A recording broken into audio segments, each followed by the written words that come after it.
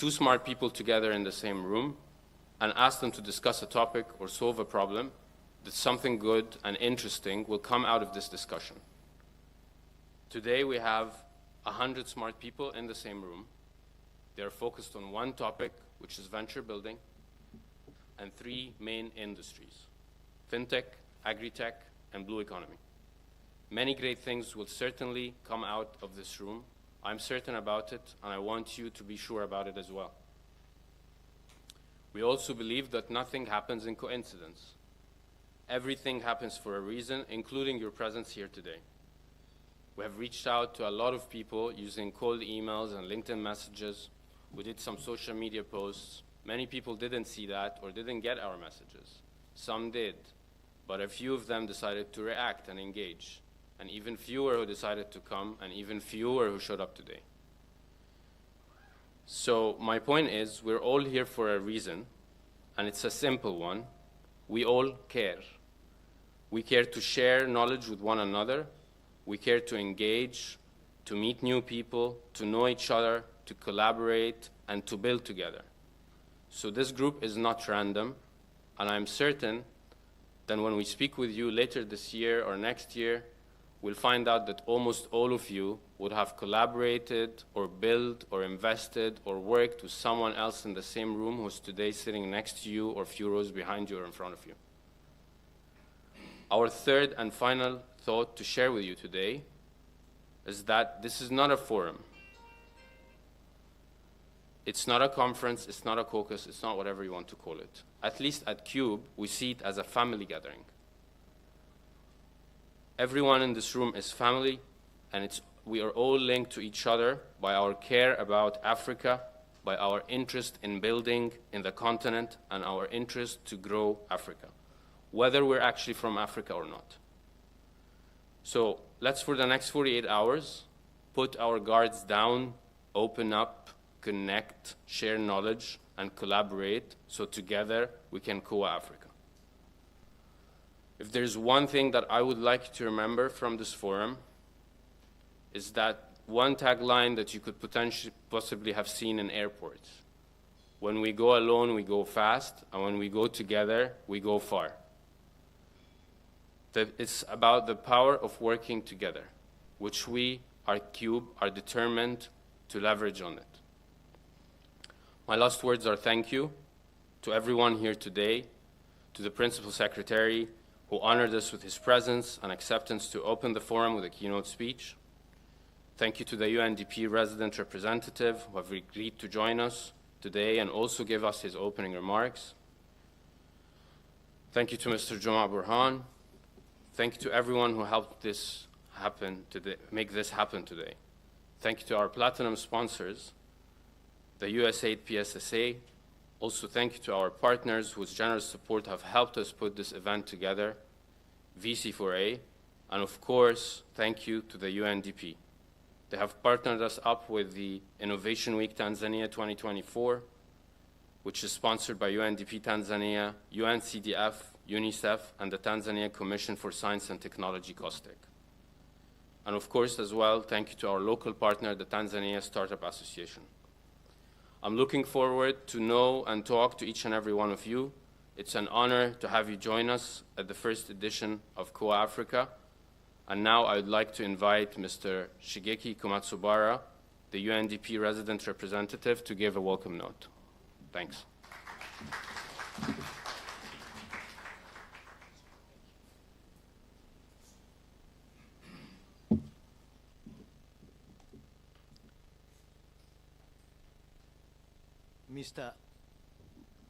Mr. Ali Manis Juma, PS, Ministry of Agriculture, Irrigation and Natural Resources, Mr. Juma Burhan, Director of Zanzibar Economic Empowerment Agency, fellow innovators, entrepreneurs, investors, current and future,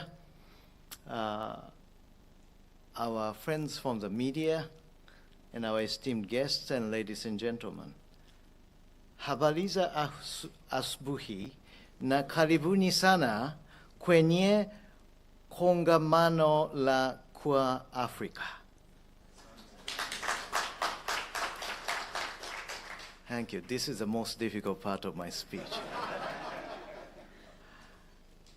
I am very honored to have been invited to join you all here in this historic and vibrant city of Zanzibar, a place that has long been a beacon of connection and collaboration across Africa and beyond.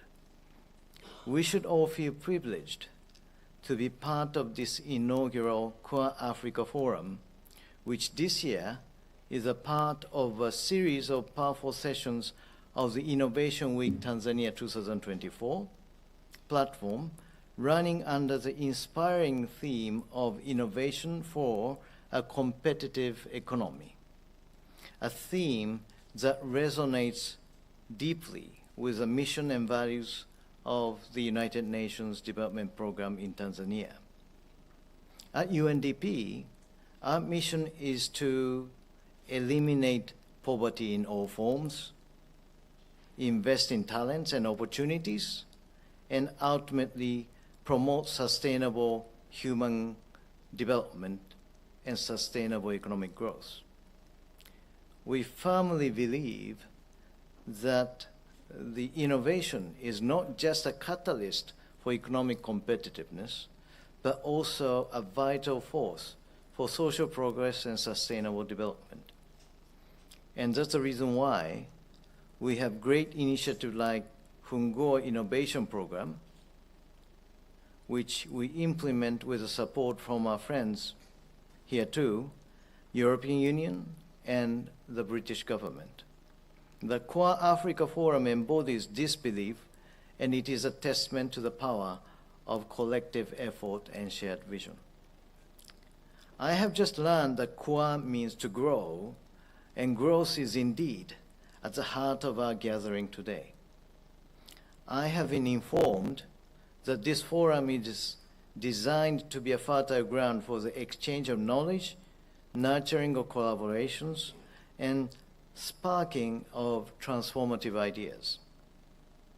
By pursuing these broad and ambitious goals, we'll be aiming at enriching the entrepreneurship landscape within Tanzania and extend its impact across the African continent and beyond.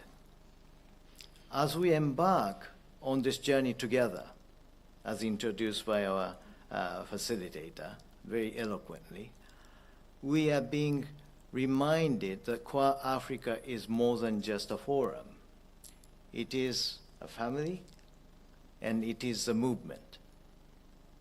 It is a call to engage, to learn, and to actively shape the future of the continent. By embracing collaboration, care, support, and dedication, we can drive sustainable development throughout Africa. I wish to extend my deepest gratitude to the Cube 35 and VC4A teams for making this Kua Africa Forum a reality.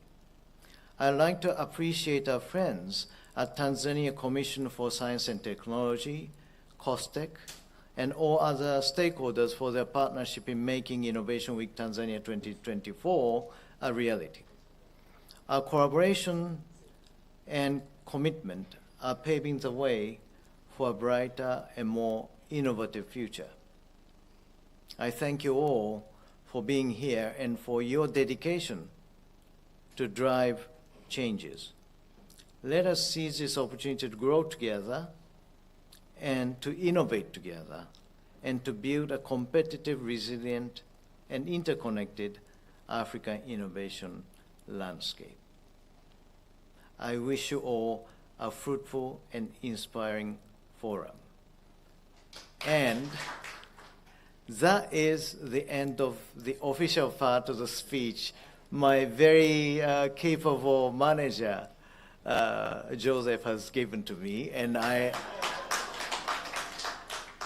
the way, I wholeheartedly agree with his statement. But allow me to add a few more perspectives. I came to Tanzania October last year. I was serving as resident representative of UNDP in Malawi for 4.5 years.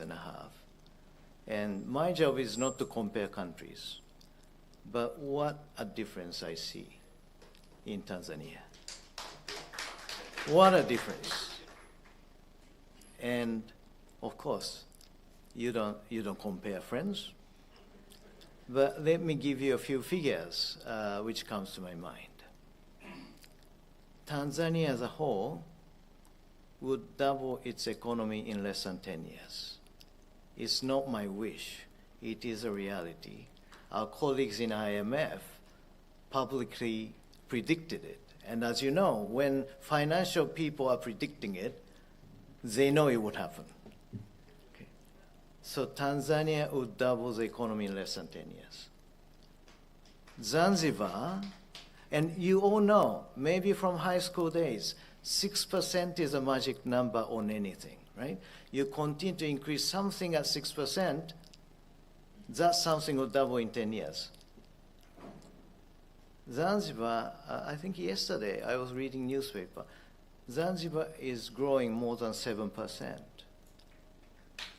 So it's not only IMF colleagues may be right in their prediction, but actually always I think Zanzibar is defying expectations and giving us even faster growth trajectory.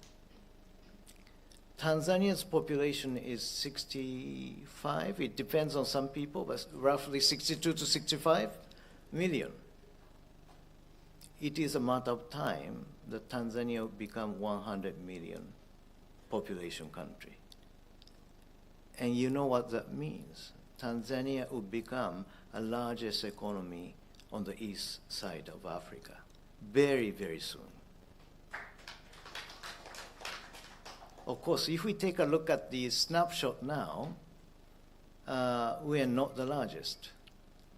We have neighbors, which may be a little bit ahead of us, per capita GDP, etc. But we all know when you're investors and innovators, you shouldn't take a look at the static photo and make a decision. You have to see things in dynamics. You have to see where it's coming from and where it's going. Is it on the way level, or is it way down, or is it way up? And as you can see, Tanzania is on the way up, and Zanzibar is even more on the way up. And when you think about innovation, when you think about investment, what better environment you can have than a country, population is growing, economy is rolling forward, but equally important, it is happening on the firm foundation of peace, unity, and stability. I worked for Japanese CEOs for 10 years, 11 years before I joined UNDP 22 years ago. Business is about taking risks. So I know you're not looking for zero risk. But still, you need to know what opportunities lies and what risks you need to take, and then the rest is your judgment. You're confident that you can take higher risks for higher returns, that's one decision. Still running economy, but you want your company to be steady as you go, almost zero risk, that's your decision. But I think our job is to grow our business and in doing so make impacts on other people. I happen to come from a country called Japan. I feel very, very at home in Africa. I'm very grateful for our friends. And I'm not supposed to advocate one country or another because I work for UN and all of you are my clients. But just give you one more example. In Japan, since I worked for CEOs for 11 years, in Japan, I think if my memory serves me correct, Japan has the largest number of companies living more than 100 years. You know the average life expectancy of the company, 30 years, getting shorter, right? So I always tell people that don't go for the best company as you see now, because probably your best job is not existing now. it will come up in 20 years down the road. And then when it comes up, everybody tells you, don't do it. We don't know what those guys are about, but those who have courage to believe in themselves and take risks, they join, and lo and behold, after 20 years, all of us regret, I wish I could have done that before. And then Japan has the largest number, I think one of the largest number of companies surviving more than 100 years. Why? I'm not a scholar, but of course there are academics who are interested in doing those things and dedicate their time to study. One of the common traits of those organizations is they always have middle to longer term views on things. They look at potentials. They want to invest for the future. They are not just counting dollars and pennies in immediate profits. They invest in people. They invest in their community. And when they run through difficult times, they will come and help them out. So while we know entrepreneurship is about taking risks, but also we know that good business is about investing in the potentials, investing in humans, investing in our community. And with that, let me come back to UNDP. I can see so much potential for us, not only rolling forward in terms of dollars and cents, but to make sure that those dollars and cents you would create will start to create more values for your friends and for your customers in Zanzibar, in Tanzania. And thereby, we can continue to accelerate our growth, but in inclusive way as possible. We want more people to feel that they are part of the economic growth. And I only have salutations to present to our friends in Tanzania that this is some kind of great achievement, that the economy is rolling forward on the basis of peace, stability, and national unity. So when I say you are at the right time, at the right place, for innovation and for your investment business, I wholeheartedly believe it. I share my friends. Sometimes I want to be a good marketing manager for Tanzania. Because you all agree, there's no perfection. But best way to address issues is to grow our economy. If we grow together, we have more resources, we have more ways, innovators, to address weaknesses without creating that kind of divisions and confrontations. If we grow our economy together and we work together for solutions, everybody can feel they're contributing to something and they're benefiting from the results. And I do truly hope that we can continue to work with our friends in Tanzania to continue that trajectory. And that's the reason why when I said, and when he said in my speech, that UNDP is about investing in the future and investing talents and opportunities, that is what UNDP stands for, especially in Tanzania. So I wish to welcome you, joining the organizer, wholeheartedly to this beautiful island of Zanzibar. Please, if you have time, please go around and see yourselves.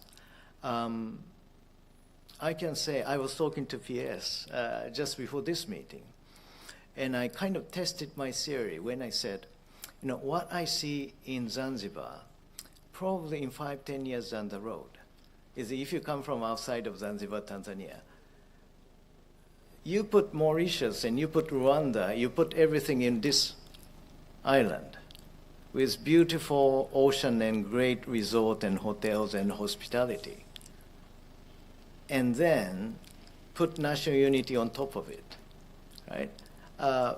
Maybe that's broadly what I can start to see already coming just around the corner 5-10 years down the road, because the government has that foresight and leadership and things are happening.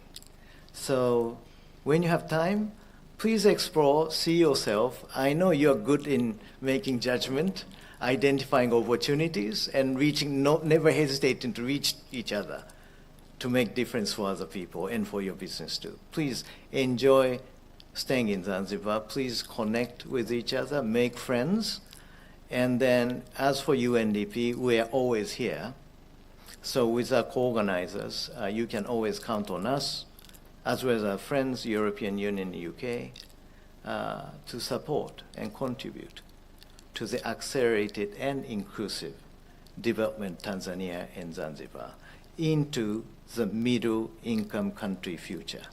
And that, I think, would make all of us proud and let us make a part of the great story of Africa moving forward.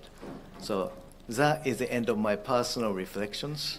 Thank you, my manager, for writing a very nice speech, but also thank you for giving me opportunities to be a good marketing director for Zanzibar. So I wish you the nice rest of the day. Thank you very much. Thank you.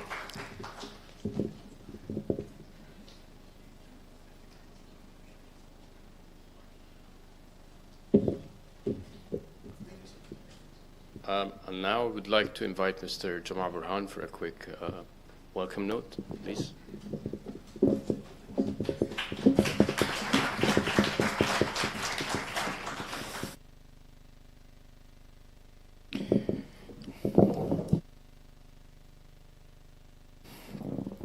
Morning, everyone.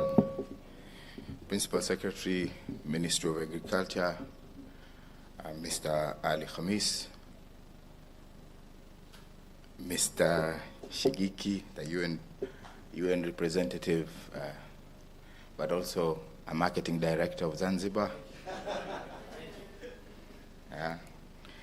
Startup Association executive director, dear ladies and gentlemen, Assalamu alaikum and good morning once again.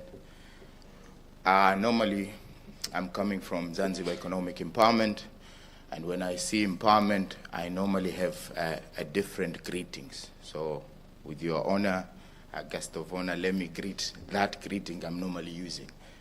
So when I say, nawasalimu kwa jina la ZEA, mtanijibu uwezeshaji uendelee, meaning I greeting you in the name of Zanzibar Economic Empowerment, and empowerment, you will answer me back, empowerment should continue. So nawasalimu kwa jina la ZEA, but not yet. You guys are, you need to be, energetic. So nawasalimu kwa jina la ZEA. See, now the energy is there. Yeah, thank you very much. My job is just to welcome the guest of honor. But they say when you see the king, say it all. So let me take this opportunity to talk a little bit about Zanzibar Economic Empowerment and what we are doing, but also what is our relationship with Cube. And we will expand it to Kua Africa. And I need to give a little bit remarks for our startups, but also the venture capitalists, the entrepreneurs, the financiers, the investors, at all. Zanzibar Economic Empowerment, it's a public institution which is newly created.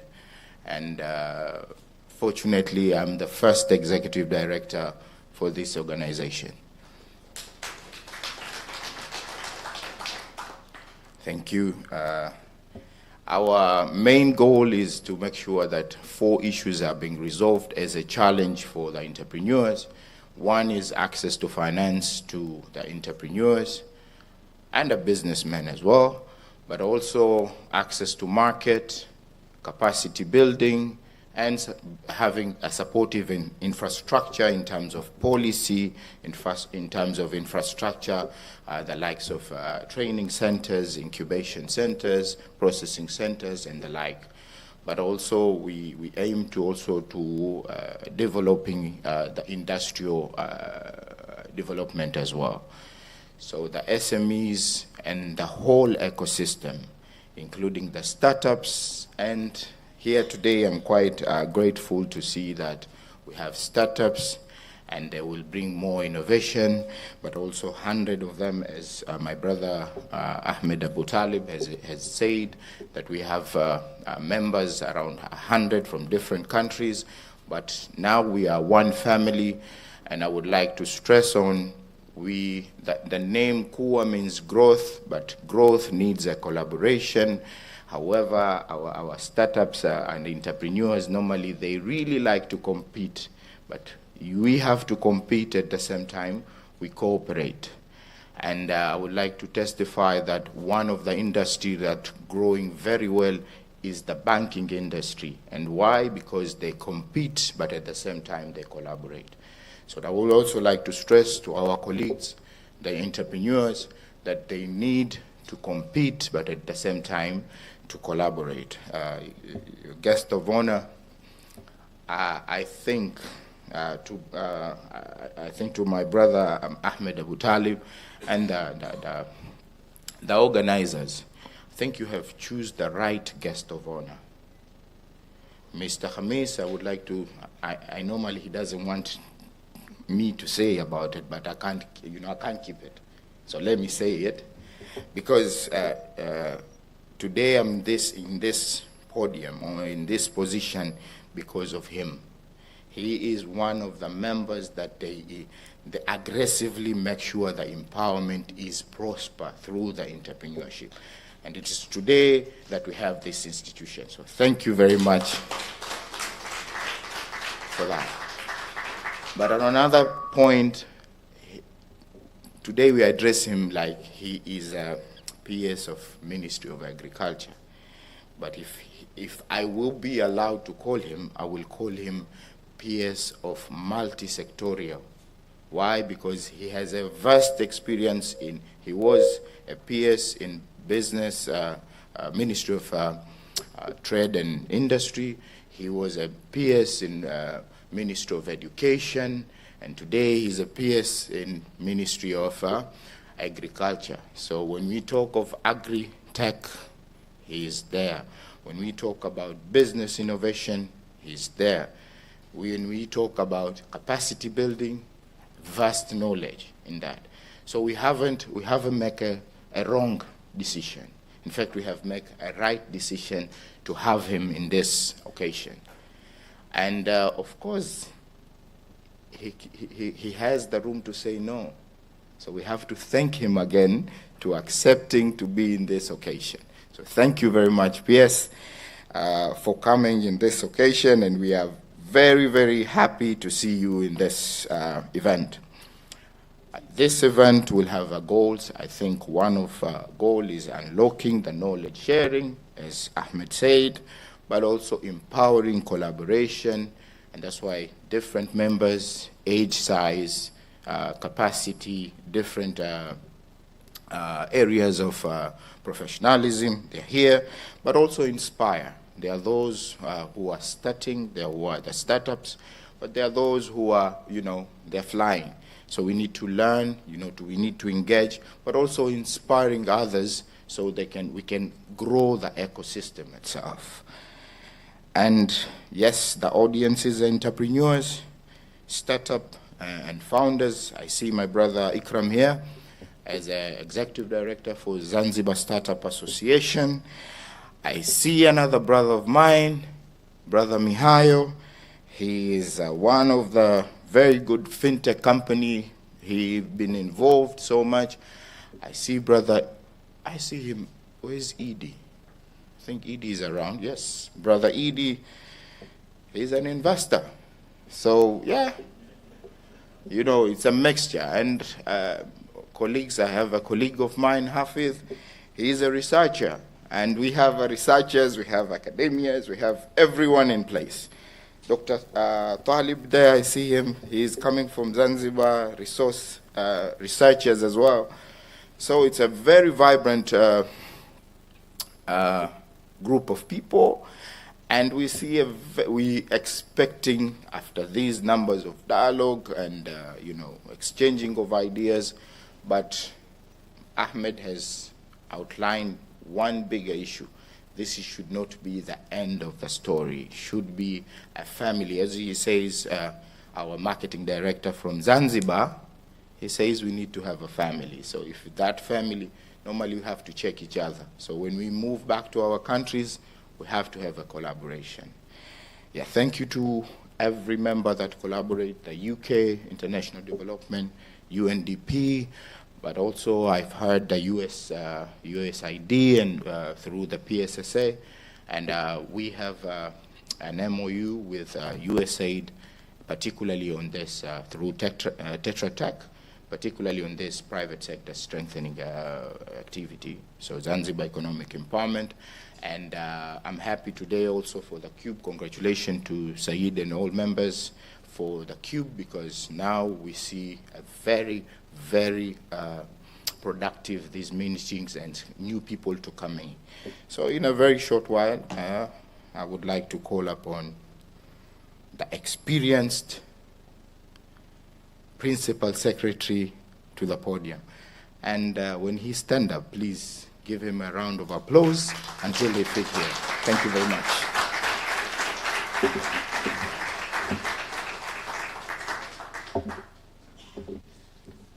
Well, many things have been said.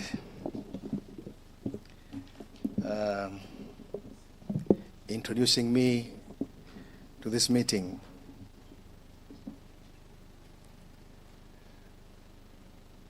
I think after Juma has said all, you pick what you think is relevant about me. It may not be true what he said, all true. It may be less than what he said, but pick what you think is relevant.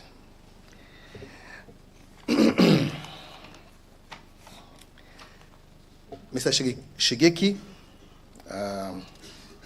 Resrep, UNDP, Juma, Burhan, their boss, esteemed guests, distinguished entrepreneurs, investors, and thought leaders from across Africa, ladies and gentlemen, good morning. It's my great pleasure and immense pride that I stand before you today at this vital forum right here in Zanzibar, in the heart of the Zanzibar town. I don't know if should we call it a forum or a family gathering, because it was said to be a family, not a forum, not a seminar. It's a family gathering. I'm very glad that I'm part of this family. As my brother Juma said about empowerment, yes, it's true. Actually, the first man talking about empowerment, it was me in 2012, where we came about an understanding of empowerment and how should it be for Zanzibar. So I'm very grateful to see that people coming after me pick the same line and run towards the success of this island. As we gather under the banner of innovation and progressive, I'm reminded of the rich tapestry of culture and history that our islands represent, a blend of tradition and modernity, which serves as the perfect backdrop for today's discourse on the future of the entrepreneurship and investment in Africa. At the outset, I would like to extend my gratitude to each of you for joining us in this important meeting, a family meeting. Your presence underscores a shared commitment to creating an environment where innovation thrives and where our natural resources are managed with care and respect for the future generations. My ministry, dedicated to agriculture, irrigation, natural resources, and livestock, stands at the forefront of Zanzibar economic and environmental strategy. We are tasked with not just safeguarding our rich natural heritage, but also with catalyzing growth and innovation in these sectors that are vital to our survival and prosperity. Today, as we explore the potential of agri-tech, fintech, and blue economy ventures, we are reminded of the urgent need to balance economic advancement with environmental sustainability. Our farmers and fishermen who have long been the backbone of our economy, look towards us to lead this transition. They are eager to innovations that can yield better crops, more fish, less waste, and higher efficiencies. Innovation that you, the bright minds in this room, are uniquely equipped to provide. In Zanzibar, we have begun to embrace these challenges with open arms. Our efforts in modernizing agriculture practices are a testament to our commitment to sustainable agriculture. We have also taken significant strides in protecting our marine ecosystems while boosting our blue economy through sustainable tourism and fishing practices. However, the path forward is not one we can walk alone. Collaboration between public and private sectors is essential, and it has been our motto in our ministry. We look to you, the venture builders and investors, to join hands with us in this journey. We need your expertise, your innovation, and your passion to drive forward the solution that will not only serve our communities, but also set a precedence for the entire African continent. As we delve into today's discussions, I urge you to consider not just the profitability of your ventures, but also the impact they have on communities and ecosystems. Let us envision a future where technology and nature walk hand in hand, where every investment and innovation takes us a step closer to a more sustainable and prosperous Africa. I'm excited to see the outcomes of today's sessions, and I'm confident that together we can forge a path that others will follow in the future. Let the Kua Africa Forum not just be a place where ideas are shared, but where actions are inspired and commitments are forged. Thank you once again for your presence and your dedication to this issue or to this course. Let us work together to build an Africa that we can all be proud of, an Africa that leads not just in business, but in sustainability and innovation for generations to come. I thank you so much.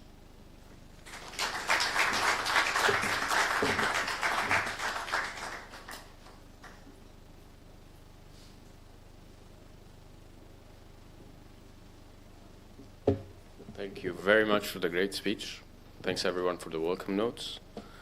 Now it's time for the first session. So I'll call upon the panelists and the moderator of the first session to please come in.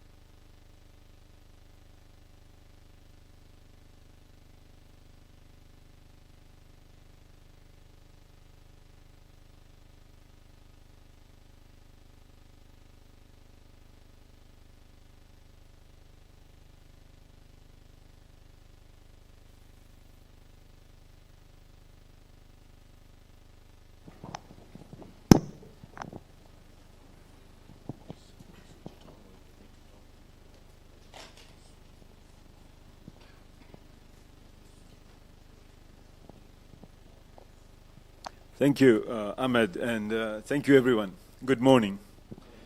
My name is Tamim Amiji, as you can read. I come from Dar es Salaam, and one of my activities is consultancy. As you can see, I'm a good number of years in practice, so I've done a lot of things.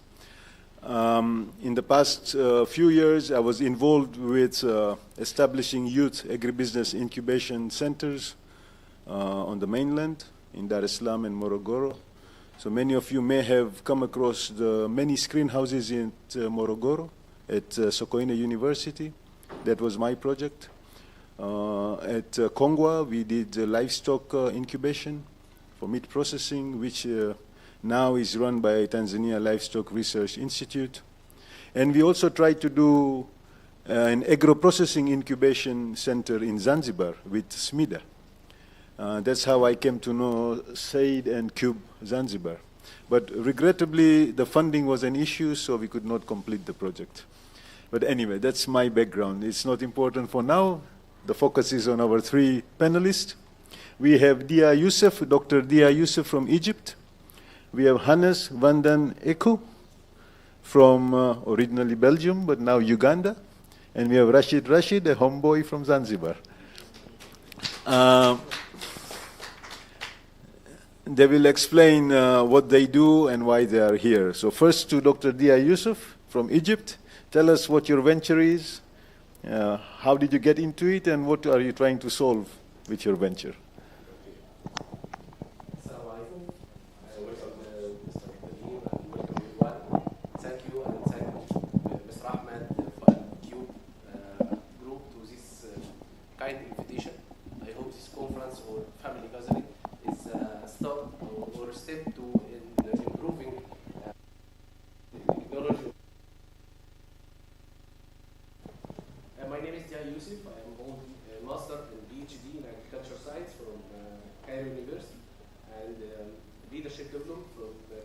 In London, and now I have studying MBA.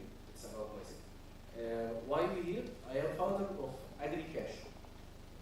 At the last 3 or 4 years, the world faced many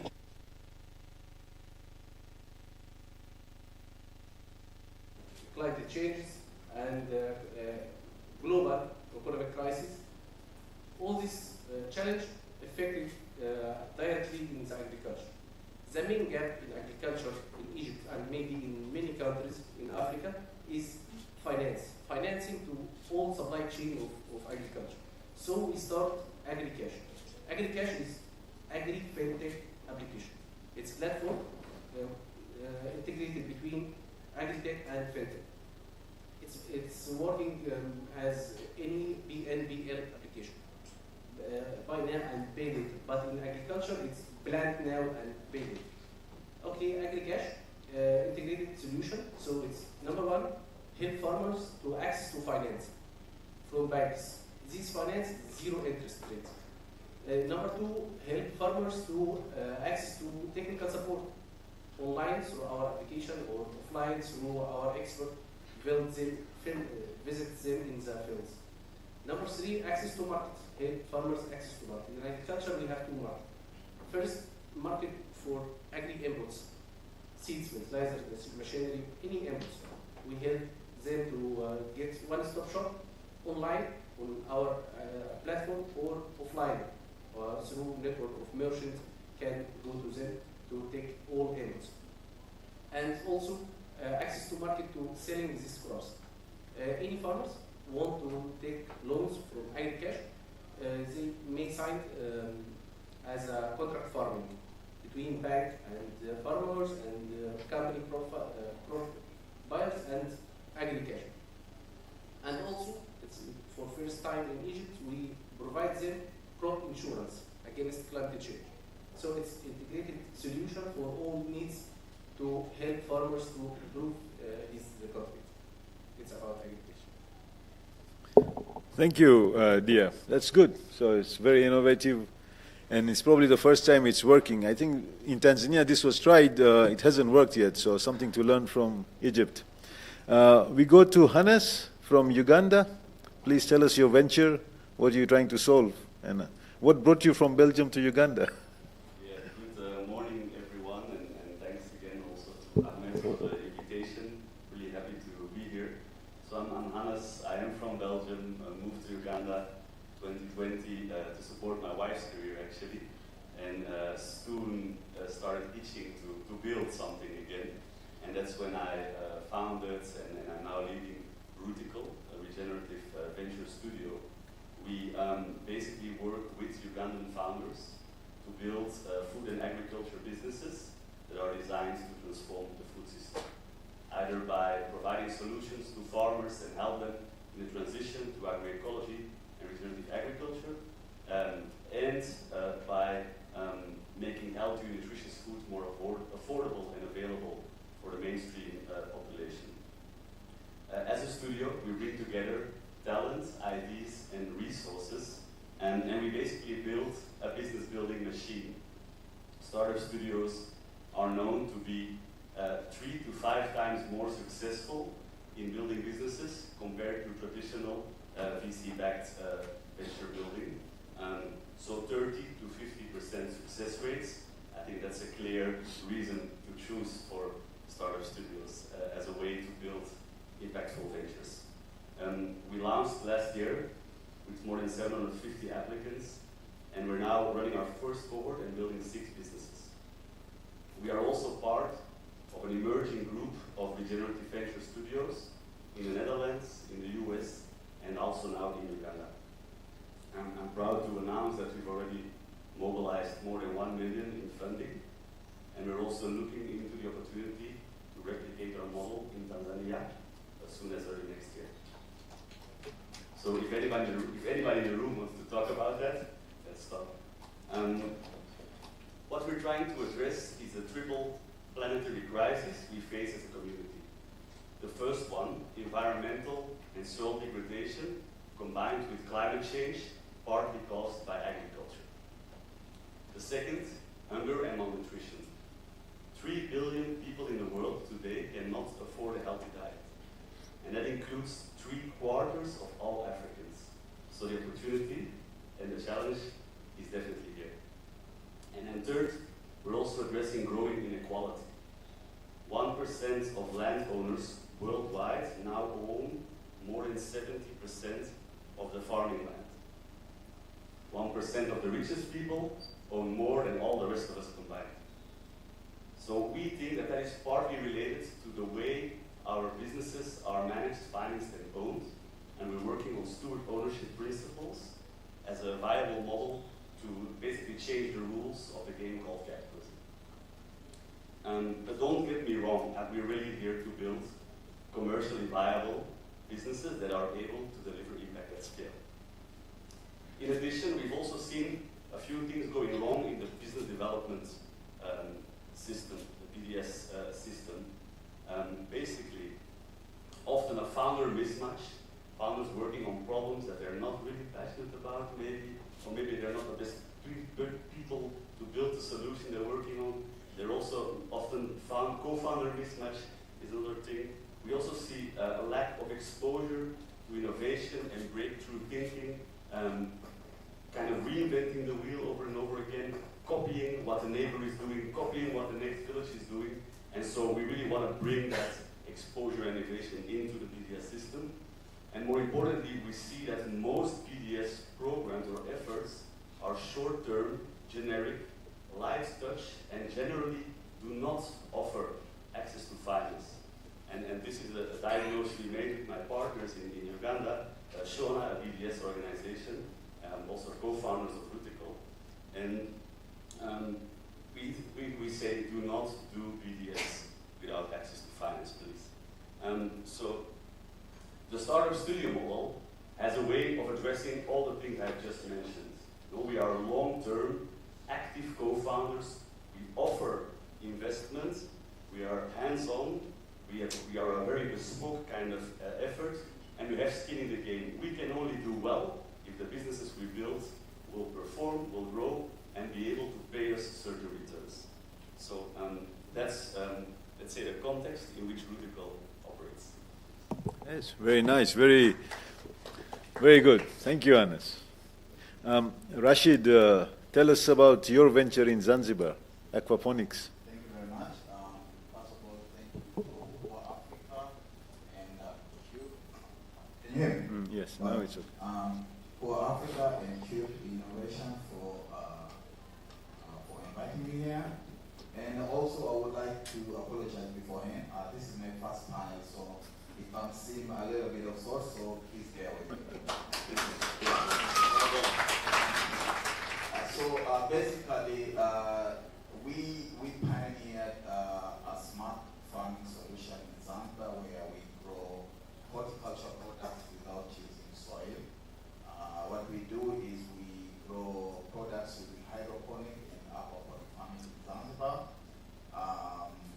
We started in around 2018. By then, we were going fine, but obviously COVID came and then it decimated a lot of industries in the world. But we started growing. We started growing again in 2021, I remember. And right now, we have managed to operate the largest hydroponic farm in Tanzania, mainly thanks to the guy who is going out right now, Mr. Mandaratiza, who Innovation Farm. They helped us, gave us the initial funding to build our farm. So what we are solving. So I am lucky to have an experience working in the tourism industry for around 4 years, and we did notice that most of the products that are used in the horticulture, in the tourism industry, they are imported from outside of Zanzibar.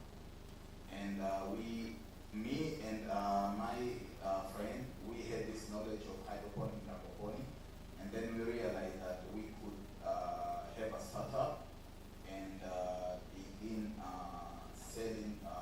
growing and selling products to the tourism industry for a much cheaper price. So that was the initial, the initial plan. It was purely profit oriented. We did not have any other, what's the word? Sorry.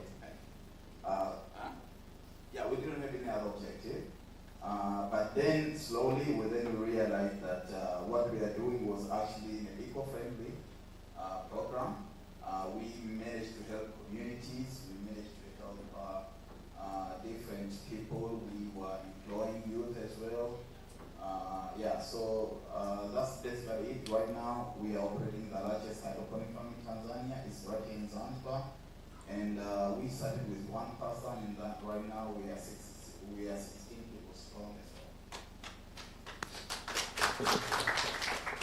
Thank you, Rashid. That's very interesting.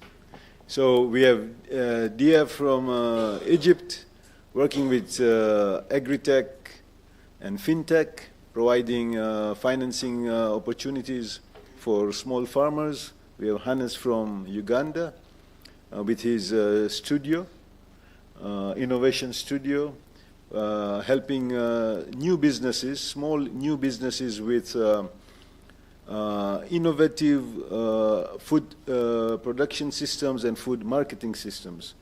And then we have Rashid, who has adopted hydroponics and aquaponics technology to grow vegetables in Zanzibar. I know that Zanzibar does not produce a lot of foodstuff itself. A lot of foodstuff comes from Tanzania mainland. So this must be a very dynamic opportunity for investors in Zanzibar, especially with all the hotel and tourism business. So yes, good start. And I hear good numbers as well. So if there are investors for Rashid, there's good money to be made here. Back to you, Dia. Tell us, your project in Egypt, working with farmers, provision of credit facilities. Obviously, when you talk of credit and small farmers, there must be a lot of government interference because everybody wants to protect the small farmers. There must be a lot of regulations. How have you managed the regulations from the government side? And on the other side, how were you able to win the trust of the farmers to work with your technology? Okay, let me AgriCash was the first startup for me. My first startup started from 10 years ago. It's AgriDB, agriculture database. It's a platform, collect all stakeholders in agriculture in one platform. to help them to access to market, to access to technical support, many services in AgriDB platform. So for these 10 years, we know how to go to farmers, access to farmers, provide them the platform they can benefit from it. In another side, this experience, we used it in AgriCash to how to win trust. It's a difficult thing in any technology, new technology in agriculture. It's a farmer. Make farmers use it and try it, then they will trust. Okay, we go to them. This application will benefit 1, 2, 3. And this will solve the big problem for farmers. It's access to finance. This finance is zero interest, so halal and haram. This finance is not cash. It's a prepaid card or on the wallet, so you can only get your inputs, not anything else. The inputs. We can help you to make selling your crops through contract farming. We give you free crop insurance, so we give them all benefits they want. So they will trust in this application. Another side, the government and the banks. It's also difficult thing, but we try more and more with banks.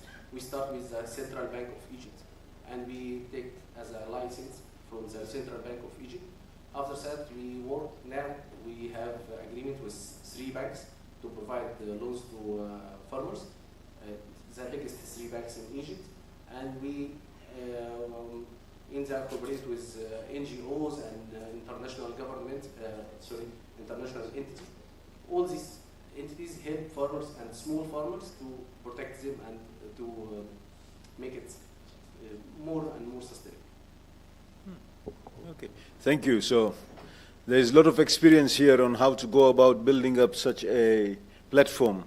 I'm sure it is relevant to all of the African countries, especially even Tanzania, yes, because issues with financing, banking, central governments, they always come in. Many stakeholders in the application. Yes.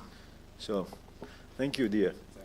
To Hannes in Uganda, your business model is very different from Dia's. You working with food system production and food systems marketing, and with small businesses, new businesses, trying to make them grow successfully and get established. Tell us, how do you go about finding these new businesses? How do you evaluate, and what makes you decide that this is the venture you fund and this is the venture you don't want to fund? Yeah, to clarify, we're not an incubator or an accelerator. We actually do all of that, plus starting from an earlier stage. We build businesses from scratch. And the usual startup studio process is to identify a problem, research that problem, and then work on solutions to address that problem in-house, getting to a certain level of validation, often actual sales already, before then hiring and attracting a co-founder and operator.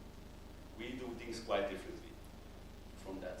We start off our process with a deep and participatory food system analysis to identify the key challenges in the food system and also the leverage points where we can have maximum impact with relatively small resources. So that is key to our process. And then we engage what we call systemic venture building. Building businesses that address key challenges in the food system, which is really important because we do not want to operate in silos. We want to think systems, not think in silos. And we really want to address the root causes rather than the symptoms of what's going on in the food system.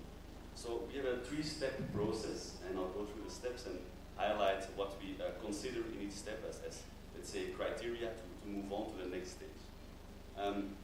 We started 1 year ago, exactly 1 year ago, with 750 applicants wanting to join our studio as potential founders of the businesses we're building.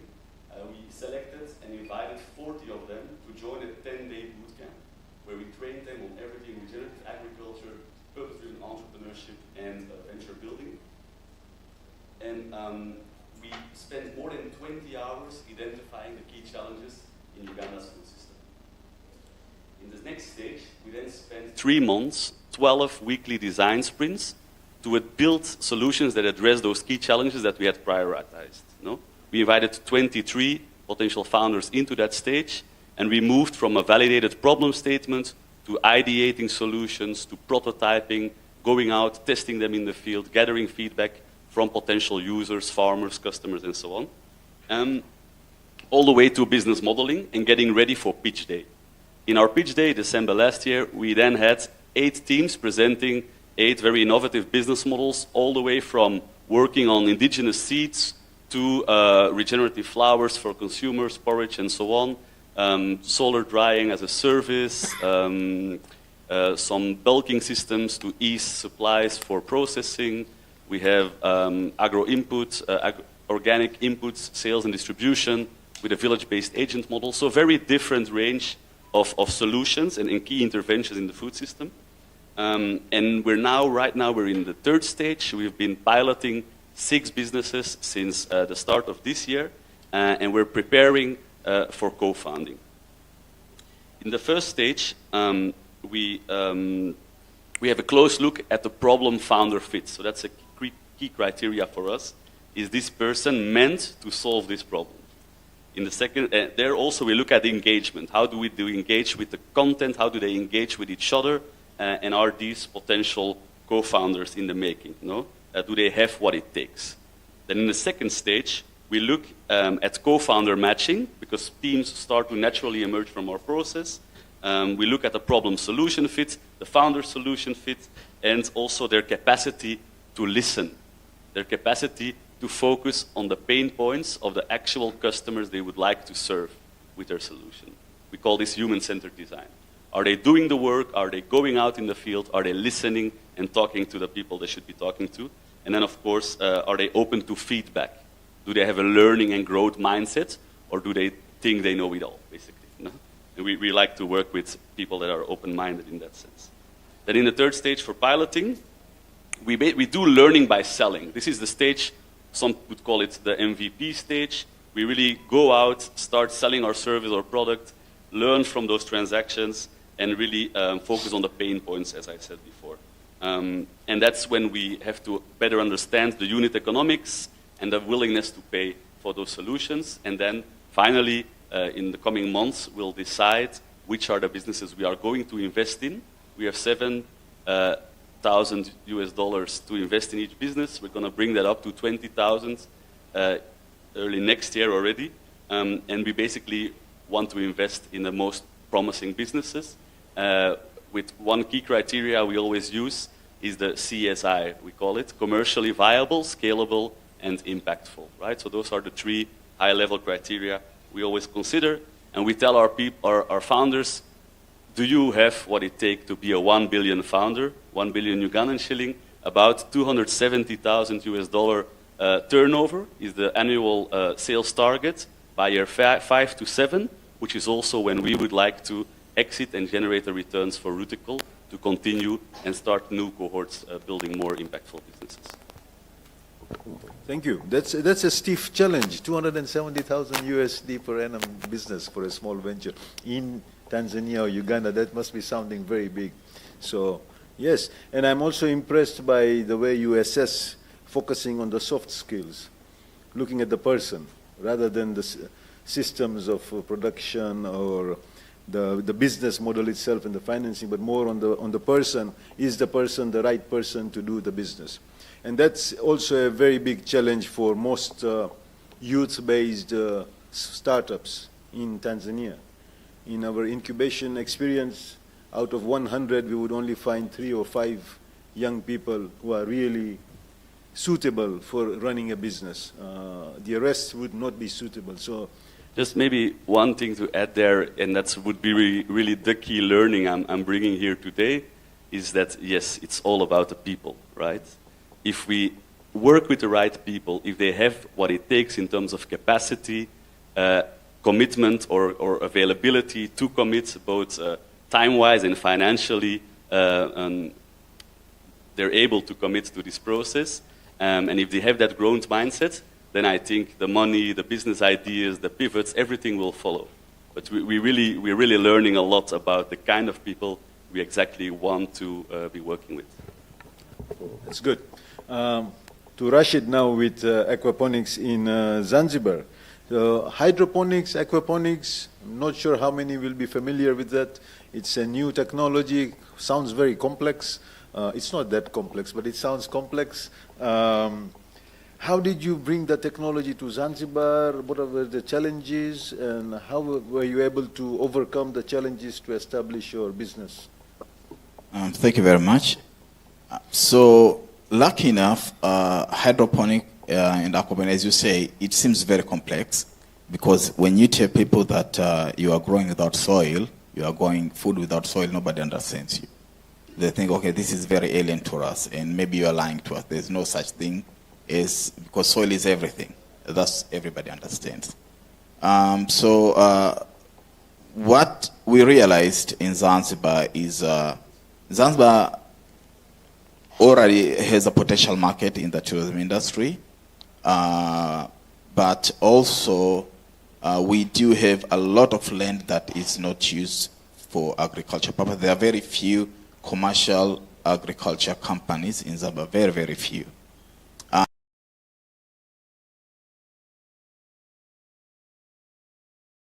That can be used for agriculture. 60% of Zanzibar land is coral, okay? And even the one that are dealing with agriculture in Zanzibar, mostly is for sustenance rather than commercial ones. So we realized that that's an opportunity that we need to go into. But when we started, I think the first challenge that we had was mostly on skilled workers, skilled staff. There's no much awareness in hydroponic or aquaponic, not just in Zanzibar, even in another area, even in the world. Very few people understand hydroponic and aquaponic. So before we'd done anything, before we started, we had to take few youth that we had to train from scratch. They might know agriculture, but we had to start it from scratch.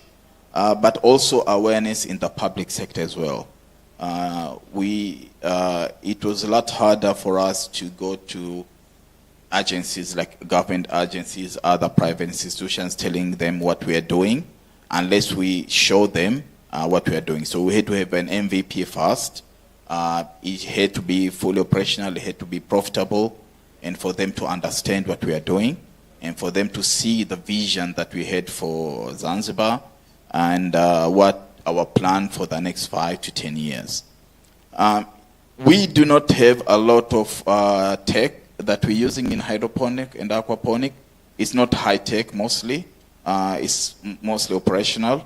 So there are the challenges that we faced, which were operational in terms of awareness, in terms of getting skilled staff as well. We had to train youth, but we do not use a lot of agri-tech. We do not use a lot of technology, and that was much simpler for us, because I myself am not very into technology. I don't know a lot of things in technology. I don't know how to run tech companies, but I do know how to run agriculture company, have a business company, and that was an advantage for us. And when we started, slowly we started building our venture. We started getting recognized, and that's how we managed to partner up with different local and international institutions, because we showed them what we are doing, and then they started accepting that what we are doing actually has a future in Zanzibar, Tanzania, and Africa. Thank you, Rashid. That's very good. Complicated technology made very simple in Zanzibar, and now it's running and probably making a lot of money for you guys. And that also brings us to the topic which we are discussing, agri-tech. We are looking at it in the broadest sense. It's not focused only on digital information technology application in agriculture, but it's also in terms of new innovations, new technological innovations in actual operations of agriculture, like what Rashid is doing or what Rutical in Uganda is doing, and so on and so forth. So thank you for the detailed information about your specific projects. We will now just take some general views on three key issues here. One is use of technology in agriculture. The other one is obviously the most important one, which is finance in agriculture and access to finance. And the third, which we are all interested in, is impact to the community. How does it impact the community? What change it brings? So, Tudia, tell us a bit about technology in context of your work. Okay. You know the investment in agriculture is secure, and investment in the technology is the future. So when you make technology and agriculture is secure and the future. Making technology or using the technology in the agriculture increase the profitable and the efficiency for the using of the resources, for the water, for the national resource in general. So using just to make you focus on your discussion, can you give us a specific technology which you think will be the future for Africa? AI, using AI technologies in many sectors in agriculture is very useful in agriculture. AI again is yes, but it's the future. Okay, thank you. Hannes? Yes, I could mention AI, blockchain, remote sensoring, even eDNA, which I'm quite excited about. It's to environmental DNA, okay, which can be used very efficiently to measure environmental contamination, but also biodiversity gains. Just by measuring some samples of water downstream, you can really know whoever lives upstream in terms of animals, but also what kind of chemicals are found in the water and so on.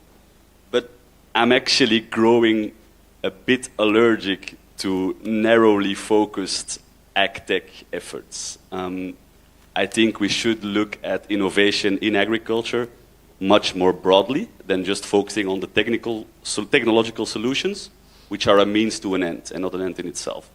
And when I say that, I think we should also look at go-to-market strategy innovations, ownership model innovations, product as a service innovations. No, there are a lot of things we can reinvent, we can rethink, and ag-tech will always help us to enable those solutions. But with Rutical, we do not want to build tech-dependent or merely tech-centered businesses. So my answer would be, first of all, let's go no-tech. Let's build boring businesses. We can make millions of millions in building boring businesses. For instance, we have one of our ventures, solar drying as a service. Foldable solar dryer, which could massively reduce the amount of aflatoxins in grains. No? Most of Ugandan grains exports are actually stopped at the border with Kenya because of aflatoxins, which are a severe health threat for humans. No? And so we could drastically reduce post-harvest losses with a foldable solar dryer, right? That's technology, if you want. Another example, we are developing a natural preservative solution that extends the post-harvest shelf life of tomatoes and other fruits and vegetables with up to 3 weeks. No? So again, we can reduce post-harvest losses drastically, only using natural ingredients, and we can have a major, major health impact. No? All tomatoes you buy on the market in Uganda are sprayed with mancozeb. Mancozeb is a fungicide meant to be used before harvesting only. It's a toxic killer. It's forbidden in Europe because it's known to cause cancer. In the meanwhile, I can hardly buy a tomato without mancozeb in Uganda. They spray mancozeb even in the marketplace on your tomatoes because it makes them shine. Can you imagine? No? So if we build a natural alternative to that major health threat, I think then we can have major impact as well as commercial success.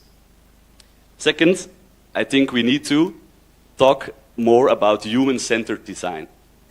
We need to make farmer-centric solutions, especially smallholder farmer-centric solutions.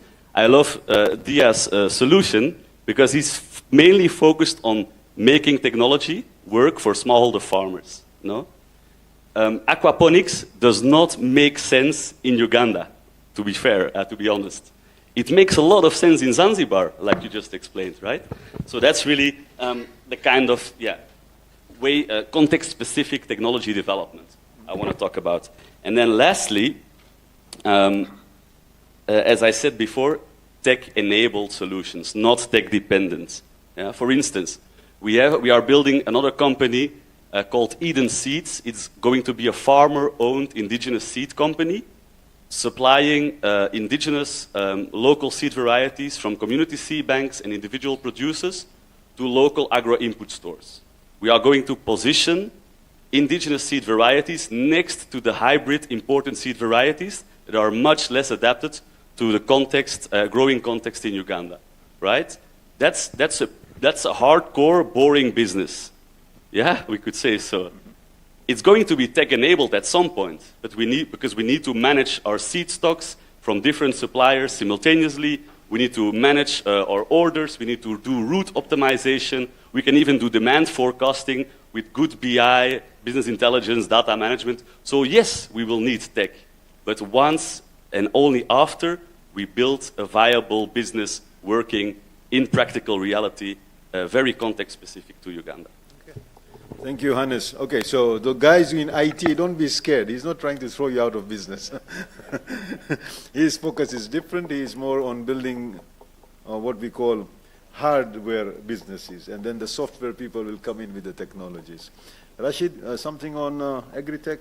Like I said before, we do not use a lot of technology, but like Hannes said here as well, we started with, like I said, boring idea.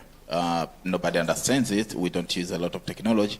But we also understand that in the future, there's a need for us to invest heavily in technology as well, because if we want to improve efficiency in harvesting, in production, marketing, distribution channels and all that, and then we will need to invest in technology. But for us, we do believe that we're not there yet, and we don't want to go fast to something that we might not have been prepared for. So, Hannes said, like, you start small, you start with no technology or little technology, and then you see where you go from there. If you can manage, do it. If not, then simple solutions can work as well. Yeah, man, that's true with technology. It's always specific. It works for somebody, it doesn't work for somebody else. It doesn't mean it's not good. It's just on the environment and the context, and we keep on innovating. We are running out of time now, so quickly, access to finance. In terms of securing finance for your work, your projects, your businesses, how easy has it been? What have you been doing? Very quickly. No, not easy. Till now, access to finance in agri-sector or agri-tech sector, it's not easy till now, especially in Africa, not in Europe. Okay. If you want to raise money faster and better, go and build with a startup studio. They are known to be raising money 3 times faster compared to traditional venture building. No, they go from 0 to seed, on average, according to research, in 11 months versus 36 months if you're building by yourself. No? So one of the things we do as a studio is to leverage, mobilize capital for the businesses we are building. Yeah, Rutical, we're doing 3 things at the same time. First of all, we're building businesses in Uganda. Second, we are developing and showing the world that our model can be replicated, of course, context adapted every time. We are already doing this in the Netherlands, in the US, and in Uganda. We're looking at coming to Tanzania. And so it's replicable and it's also investable. That's what we're here to show. We'll need a few years to get there because we're building businesses from scratch. And then third of all, we're building the financial infrastructure to build those food system shaking businesses, as we call them. right? We are mobilizing money to build the ecosystem, to support the building of those businesses, and to invest in those businesses. We're actually launching this year a co-creation trajectory with international partners to develop a funding vehicle for venture builders in the regenerative agriculture and food space. Okay, so we have two different versions here. Dia, with his 10 years of struggle trying to raise money, and Hannes, very successfully raising money, it appears. Rashid? So I'll talk to this in personal experience that we've had. Like Dia said, in terms of agriculture in Africa, it's very, very hard to get funding. Any access to finance, usually people don't trust agriculture. We have that idea that agriculture is a failed business. If you start, within 2-3 years, you will fail. Somewhere in the middle, you will fail. You will not be able to grow up. And you go to institutions like banks, like venture capitalists. Mostly, what they will look at, if you have an agriculture startups, they'll just give you a lot of requirements that you know that you'll not be able to meet. For us, we had the same experience for like 4 or 5 years. But luckily, you get 1 or 2 organizations that are specifically targeting small agriculture startups as well. So if you manage to get those institutions that can help you, it's fine. But I would also advise like someone who really understands what they are doing, who trusts what they are doing. They could start even small. You don't have to raise a lot of money. You go small, start small, and then slowly you build your own venture. And there will come a time that even these venture capitalists or banks or whatever institution, financial institution, sometimes they come to you as well. And I'm having that experience that I do have some organizations right now, because they've seen the market opportunity, they've seen the potential growth of the company. They come to you and ask you if they can work with you. Yeah. Thank you. Just again to remind, Dia has already experienced with his venture for a few years now. Hannes and Rashid are still new and still developing their ventures. So in terms of financing, I can see the challenges they're still facing because there's not much to show yet. So Dia, let's come to the impact on the community. Tell us some numbers. How many farmers are enjoying, and is there an impact, a visible impact of what you're doing? Till now, we have 1 million visits to our platform monthly. It's a big number in agriculture sector. So technology is have big impact in the agriculture. So 1 million views. 1 million views monthly from around 10 countries, not from Egypt only. And in terms of financial number, the facilitation that you provide, what is the number of loans that have been materialized through your system? Amount or total amount? Total amount around 20 million Egyptian pound in the last year. So that is how many in dollars? Around $500,000. Yeah, okay, not bad for small farmers. Yeah. Hannes, impact?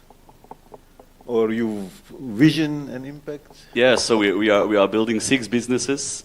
We need at least 2 or 3 of them to survive in the long term, to reach that 270,000 annual sales.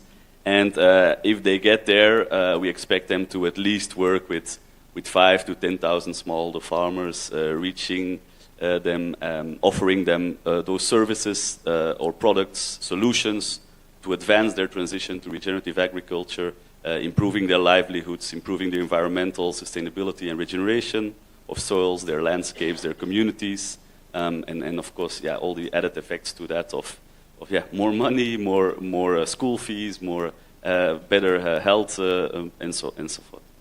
Rashid, can you see any impact with the horticulture aquaponics business in Zanzibar? Yeah. So in Zanzibar, what we're doing is right now we've taken a coral land and basically it was just stones and nothing was grown there. And then we converted it into a large-scale production area. So I can see this, that we could convert a large sort of land in Zanzibar and turn it into an agriculture area as well, because Zanzibar is still importing a lot of produce from outside, not just mainland, Kenya, Uganda, Mozambique, and other areas. So we could actually be food secured if we do adopt our low-tech solution in Zanzibar as well. But also potential impact for the community is we could provide a lot of employment to youth. In that Africa is still hardened by the youth unemployment problem, and that's one of the solutions that could actually be solved using our technology. Thank you, Rashid. So this is big impact here. In Egypt, we see farmers accessing finance through technology, which is a challenge everywhere, so that's significant. In Uganda, hopefully Hannes will be successful with the seed production systems for using traditional seeds rather than new hybrids. And that can have its impact. We all know the impact that will have. And Rashid in Zanzibar with aquaponics, using 60% of the land which is coral. And you can't grow anything and you use hydroponics and suddenly you have a lot of land. So significant impacts there. So we're reaching the end of our discussion. So what would be a final single advice you would give to a new investor or an entrepreneur thinking about investing in or venturing into agri-tech in Africa? The way to improve any country, many countries in Africa, is improving smallholders. So invest in agriculture or agri-tech, you improve smallholders and improve the country, economic of the country. Okay, Hannes? It cannot be one single advice. Well, try to. I'll be short, yeah. Mind my words, the future of agriculture is in working with nature, not against it. And we increasingly see international institutions looking at agriculture in that way. FAO, GIZ, IFAD, I'm sure UNDP too, as well as a lot of investor money and even government support is flowing into regenerative agriculture, agroecology, and organic agriculture. So let's focus on that, no? And I really want to commend the government of Tanzania and also Uganda to really spearheading that movement in their respective countries and markets. We are getting to a point in human evolution where most of us are realizing that the agrochemical experiment of the Green Revolution has failed us. It was always a bad idea. It was not giving us our best shot at healthy environment and safe food systems, at basically human survival. In the same time, it's only been 60 years. In the size of our evolution, that's just a drop, right? So we can easily turn the page on that failed experiment, and we can move on and work with nature in the years ahead. If you, like me, interested in building businesses that matter because they can have a transformational impact in the food system, I would invite you to build with Ruticle. I would invite you to invest in Ruticle, fund us, fund other studios that are emerging that will be part of our network in the coming years, and of course also look at investing in the portfolio companies we are building. We already have 6 in the making. Our partners in the Netherlands, they have 10 in the making. One of them raising 2-3 million at the moment, and we're launching another studio in the US this year. Third, you could also partner with us. Ahmed, we need to talk, and other people in the room. If you want to open a regenerative venture studio in your country and you feel aligned with the principles of Ruticle, we are very open to share our playbook. We have already mobilized significant money, 1 million plus, just for Uganda and East Africa. And as I said, we are looking into this opportunity to replicating our model in Tanzania in the next coming years. So if you're a potential partner, please let's talk today or tomorrow. And then finally, let's think in systems, not in silos. Let's think regeneration. Let's think tech-enabled, not tech-dependent. And let's think smallholder farmer-centric, because they are the largest lever we have in transforming basically Africa's future landscapes and communities. Thank you. Rashid? Hannes has said everything. Yes. So I think the most important advice I'll give is to young entrepreneurs, to upcoming entrepreneurs, perseverance. Challenges and hurdles are not there to make you fail, but they are there to teach you. You have to learn from them, not go against them. So perseverance, you make sure if you go down, make sure you rise up and continue what you're doing, because the grass is always greener on the other side. Yeah. Okay. Big round of applause for our three panelists. It's been very interesting. This is agriculture in Africa, working with smallholder farmers, using technology and new innovations, turning the table a bit, going back to the greener agriculture systems, and then being entrepreneurial, brave, and taking on the challenge with, like Rashid is doing with aquaponics. Thank you very much, all of you. Thank you. Thank you, everybody.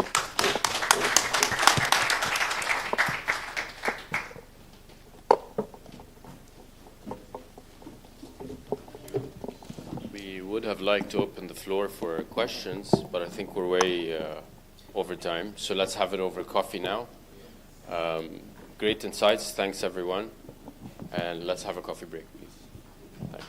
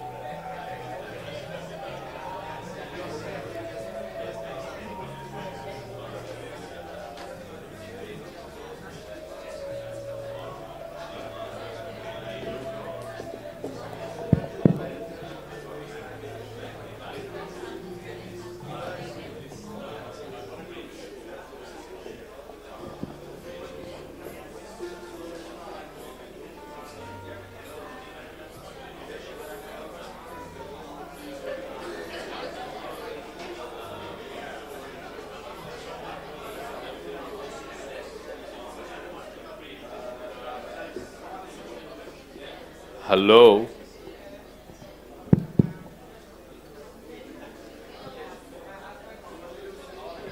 It's now time for the next panel. I invite you all to take your seats, please.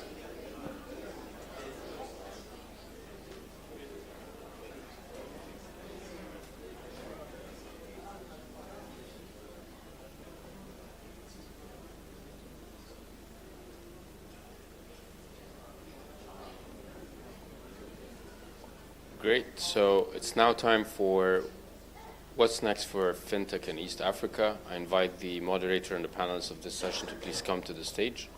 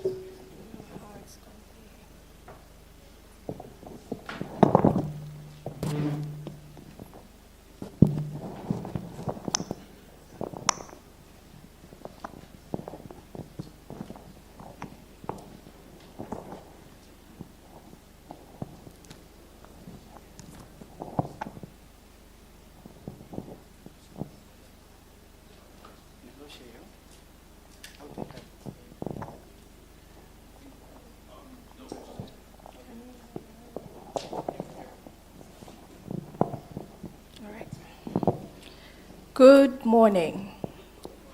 That was a very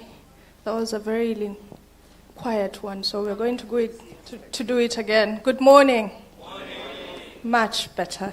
I wanted to introduce my panelists before they come in front, but they made their way, so with me today we are going to talk for 45 minutes, and I'm hoping those 45 minutes that we're borrowing from you are going to be as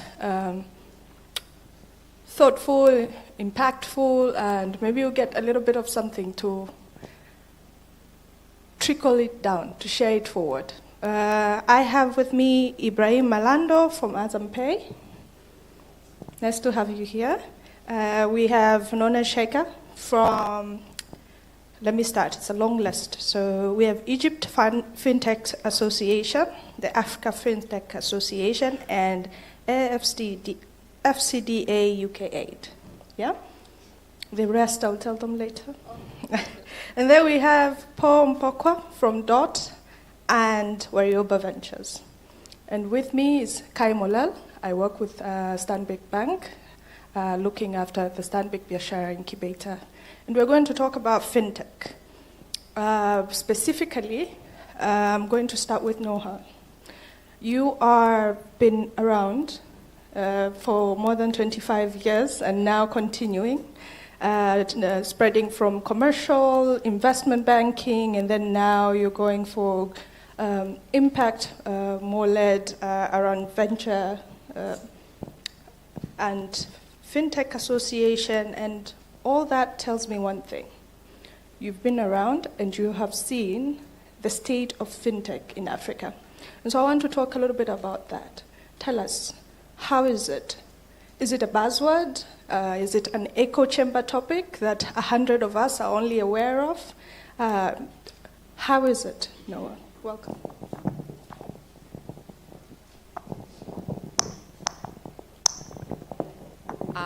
Good morning, everyone. Thank you very much for being here today. I'm really glad to be amongst you. Thank you very much to Ahmed, the organizers, the government in here for bringing us all together. It is my first time here, and I was pleasantly surprised with the great work that was done on the ground. The steps that were taken by the central bank in here and other entities to support the growth of FinTech. You have a FinTech association in here led by a fantastic lady. I was like looking forward to having her around and the team, perhaps next time. And thank you for asking that question. It's always good to give some perspective, like look back a little bit and look at the history and how things have evolved and what got us in here. Fintech is not a buzzword. Fintech is the natural evolution of the financial industry. In a few years' time, all incumbents, as we call them, are going to be fintechs. A fintech is a tech-enabled model that offers financial services. And technology is a way of doing things. Fintech, so right now it's like, we call it Fintech 3.0. So 1.0 Fintech, like 30 plus years ago, actually more. Yeah, started with having like ATMs, started with the back office in banks where they have actually started to digitize operations for like the loan books and the like. So fintech is not a new term. It's just come to surface when it has evolved to become more customer interactive. So it's been around for years and years, but it wasn't that customer interactive then. Now, fintech covers customer onboarding, covers customizing services to certain industries, industry verticals. It supports segments as well with value propositions that are unique to the needs of those segments. So is it a buzzword? No, it's the natural evolution of the financial industry. The players, however, have changed. So financial service providers have always been financial institutions that we are very familiar with. Banks, insurance companies, investment banks. Over the past 15 years, we have started to witness the emergence of a new class of financial service providers that are not financial institutions. And we are going to see a lot more of that within the foreseeable future.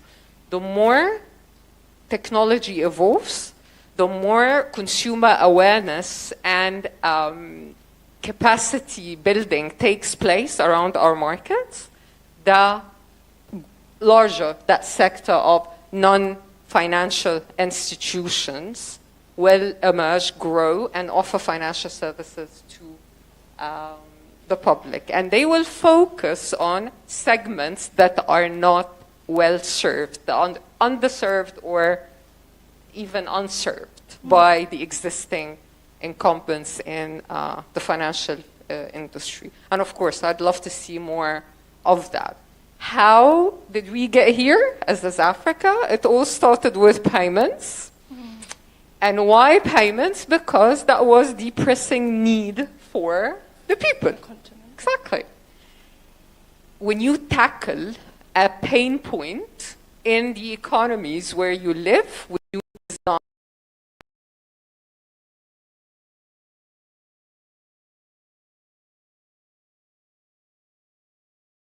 growth and scalability. It all started with payments. Now it's more or less mature in that area. Where do I see potential going forward? Cross-border payments between the African countries and Africa and the rest of the world.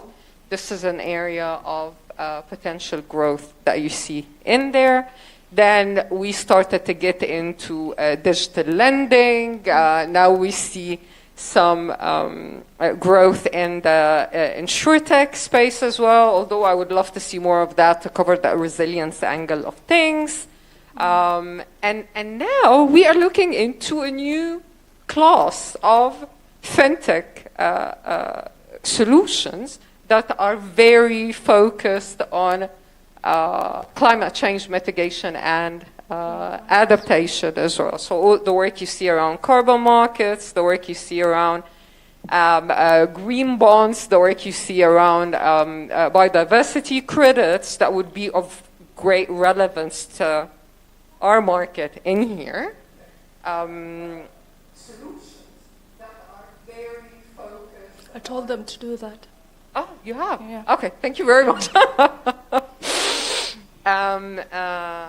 So yes, it's growing, it's developing, and it is responsive, if not taking the lead on closing gaps in the market, tackling certain needs for individuals and businesses, supporting economic growth that is inclusive and sustainable in the same way. And I would love to get back to that going forward. So inclusivity and sustainability.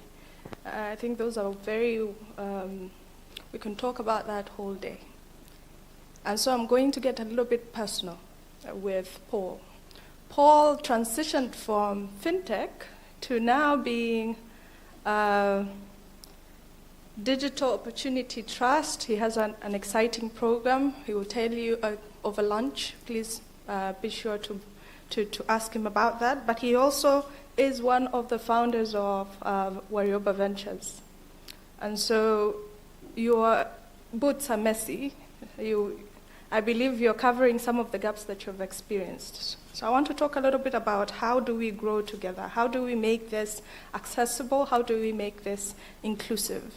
And in a way that touches the 4 continents that you've exposed yourself with. So I'm not only talking about in a way that enables our communities within, but those that Noah had alluded to, the cross-border, the international payment, in a way that services all of that in context.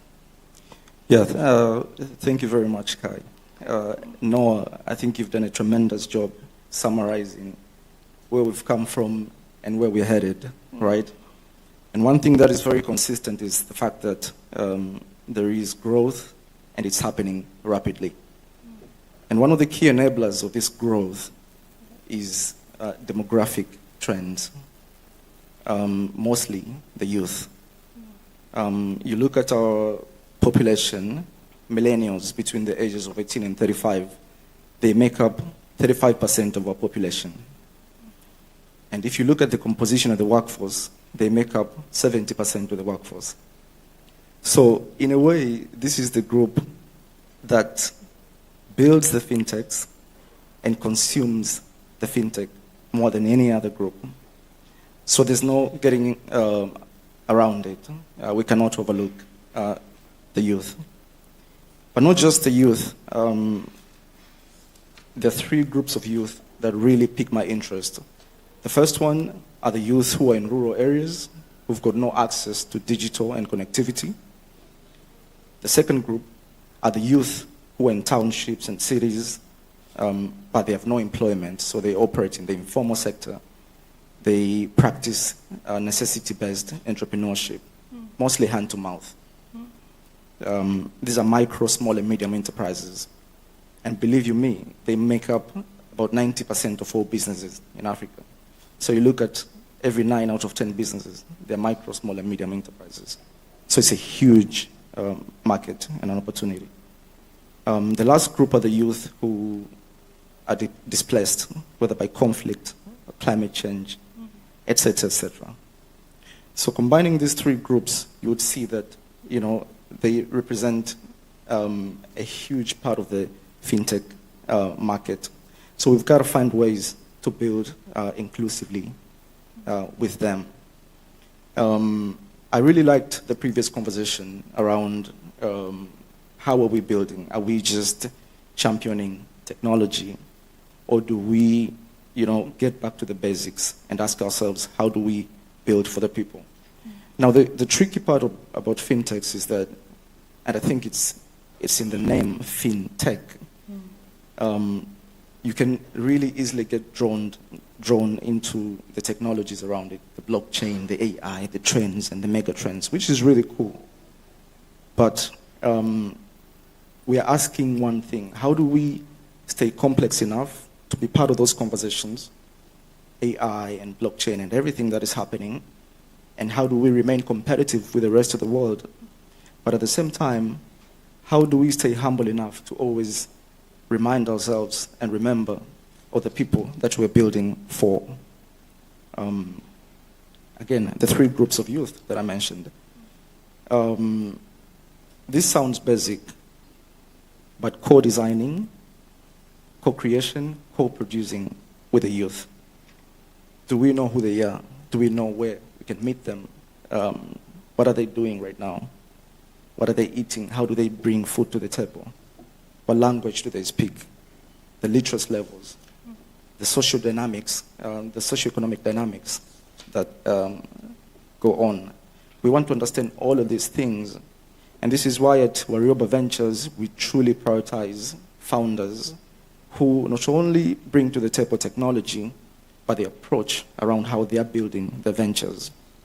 As part of the investment process, we have an accelerator program. So most of the startups that we want to invest in, they go through that program.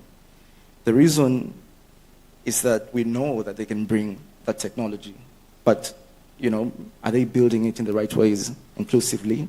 And is there sustainability as well as they build it? So we shape them and we mold them to making sure that they are thinking the right way in terms of co-designing with the people that they're building with. I think it sounds basic, but it's really tough to co-design, and it takes time, and it takes resources, and it takes guts and wills, right? But that's the way that we wanna push this will. And if we do it the right way, we will continue to see growth that is sustainable and one that doesn't leave anyone behind. Thank you, Kai. Thank you, Paul. I think it got me to a few facts that I know. Anyone who opposes these facts can come beat me outside. One is cat lands on their feet. The other one is 51% of our population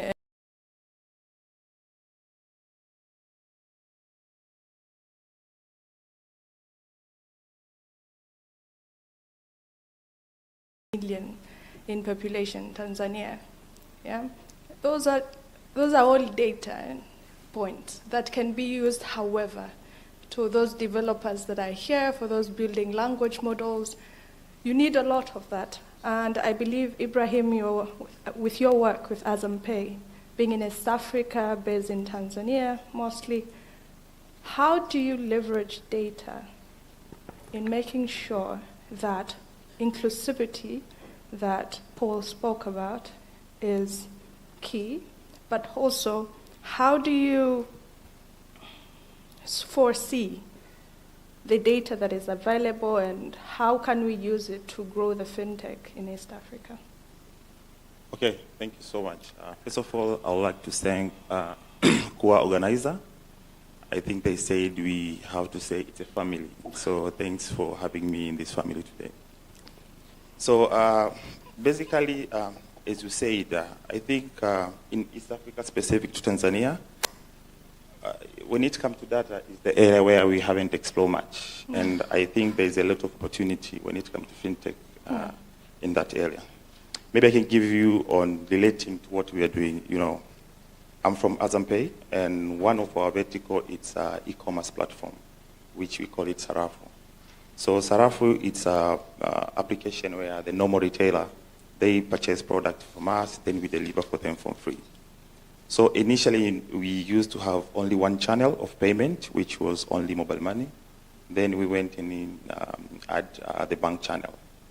So after 2 years, then one lady came to our office and said, I have got a loan from a bank, and I'm here just to thank you because of that. Then we asked why. He said, I used to pay by using NMB, sorry to say it. So by then, I think they saw my transaction history for me doing these purchases on Sarafu. So after that, they assess the worth, then they give the loan without any collateral. Then it was a wake-up call for us.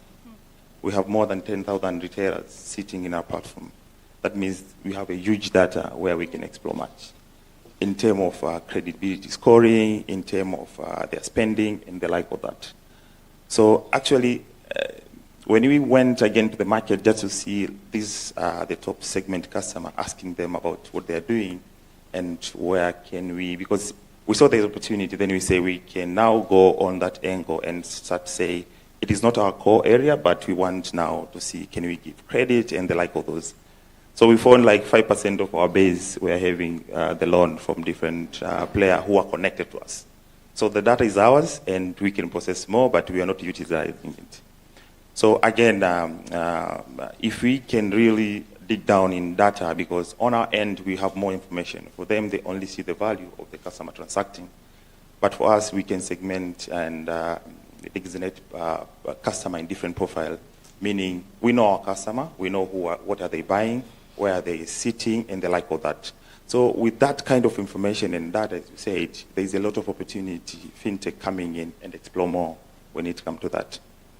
And again, we used to have traditional way of doing business across maybe specific Tanzania.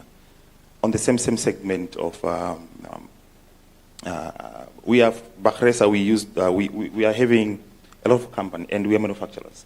So we used to do the traditional way of selling product across the street by route selling without having any kind of information, who are we selling, where are they located, and the like of that. So when we introduce e-commerce, which is Sarafu, again, you get to know the customer, you get to know the segment, you'll get to know the right pricing, you'll get to know a lot in that angle. So basically, there's a lot of information, and again, when it comes to data, as you said, I can give you an example. If you go today to a normal retailer, Mangi, and ask, how would you recognize your profit when you're selling 1 bag of sugar? They know nothing. But they have information, they're buying from us. If you go and tell, what if you know specific, if you're selling 20 kg of sugar, your profit is 10,000. So on the time you are purchasing another product, take that 10,000, put it across, that is your profit. And that was a simple way for them to adapt. And that's how now they do it, even though they don't have a system there. So basically, when it comes to data, there's a lot we can still explore, and specific to different segments, because as I said, Bakresa is having more than 10 companies, but Azampay is a fintech company coming in because we are having some restriction on how we can scale in terms of information, in terms of data, who are we selling, customer, and that. So for the past 4 years, we have seen that, and we have improved a lot because of the data we are getting and seeing from our platform. Okay, thank you, Ibrahim. And then I'm going straight back to you. I think I want to talk a little bit more about you being General Secretary of the Egypt FinTech Association and then Vice President of the Africa FinTech Association, and I believe there'll be more coming. And I think it means collaboration, it means partnerships.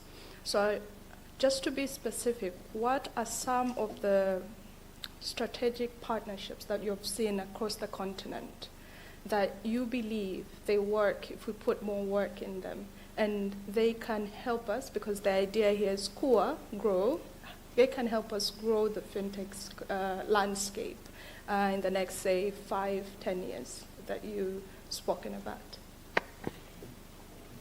The scene used to be competitive. And it went loudly. For the leading 5 or 10 institutions in an economy, serving 10% of the population of individuals, households, and businesses. Fintech emerged to close service gaps on the ground. Entrepreneurs, their mindset is different. We are more collaborative people. We see the value of pooling resources, co-creating, co-developing, and thinking win-win. It's an ecosystem that you have to build, nourish, in order to grow a fintech sector. When we started 10 years ago, we built the very first fintech accelerator in Egypt in partnership with the American University in Cairo. People used to ask, it's like, what is an accelerator and what is fintech?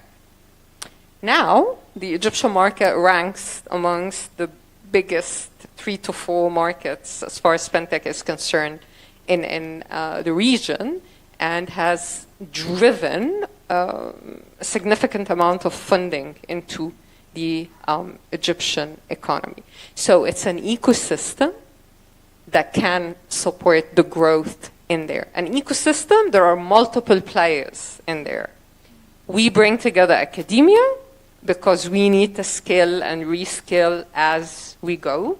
And when we touch base on what is the future of fintech, what does it look like, we would definitely need to cover that. So academia and educational facilities, the government putting together the right frameworks, laws, regulations, and policies on the ground that can enable the creation as well as the continuity of the businesses.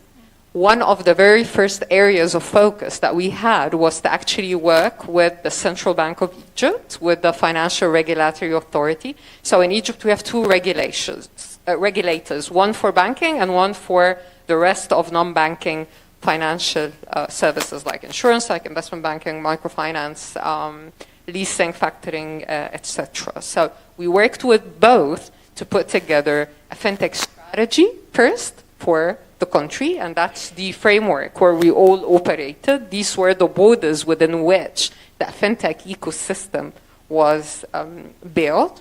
Beyond having the strategy together, we started like analyzing where we are, what are the challenges that exist on the ground that we actually need to close.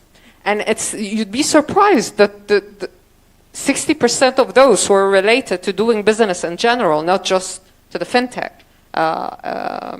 startups or fintech industry as an industry. So we had to work with other government entities and officials to close those infrastructure gaps that needed to be there. One of which we are still working on, but we have achieved some progress there as far as digital identity is concerned. You cannot have a flourishing fintech industry if you do not have digital identity infrastructure in the country. If I cannot identify you as an individual or a business digitally, then I cannot lend you digitally, I cannot insure you digitally and the like. And having those physical touch points drives the business case as far as costs. I mean, it drives costs sky high. So it's not going to be feasible because, again, the profit margins are really thin. You count on scalability in order for it to economically make sense. When you create those physical touch points and drive costs high, models end up not being profitable, and that would discourage not just entrepreneurs, but also existing incumbents, large financial institutions to actually partner with fintechs, because at the end of the day, they are for money. It's like the bottom line makes all the difference in there. Once you having that strategy in place, having the rules and the regulations and the policy work in there, then you create vehicles that actually produce fintech startups and supports entrepreneurs who actually have the vision to build something, but they neither know how nor have they the resources to do this. Incubators, accelerators, and the like. When that is in place, I'm like the past panel, and I hear that like ever since I got here, access to funding, and that is a challenge to startups. I couldn't agree more, except that the challenge is only within the pre-seed seed phase. Once the model is proven, once you have a proof of value that is there, you would find access to funding easily. Then this is an important gap that we need to close. So angel investment networks, those need to be in place. And the government can also drive that by having tax exemptions and encouraging people to actually invest in angel investment networks and write that off. Reach out to the large corporates in the country, reach out to taxpayers and promote for that. If you invest in a small growing business, you can write that off your tax returns. And that actually works. Venture capitalists, of course, the ones who operate within the really early stage. There's a trick there, though. And that touches, of course, the sustainability element. The future of all industries is green tech. It's technology-enabled business models that are sustainable and kind to the environment.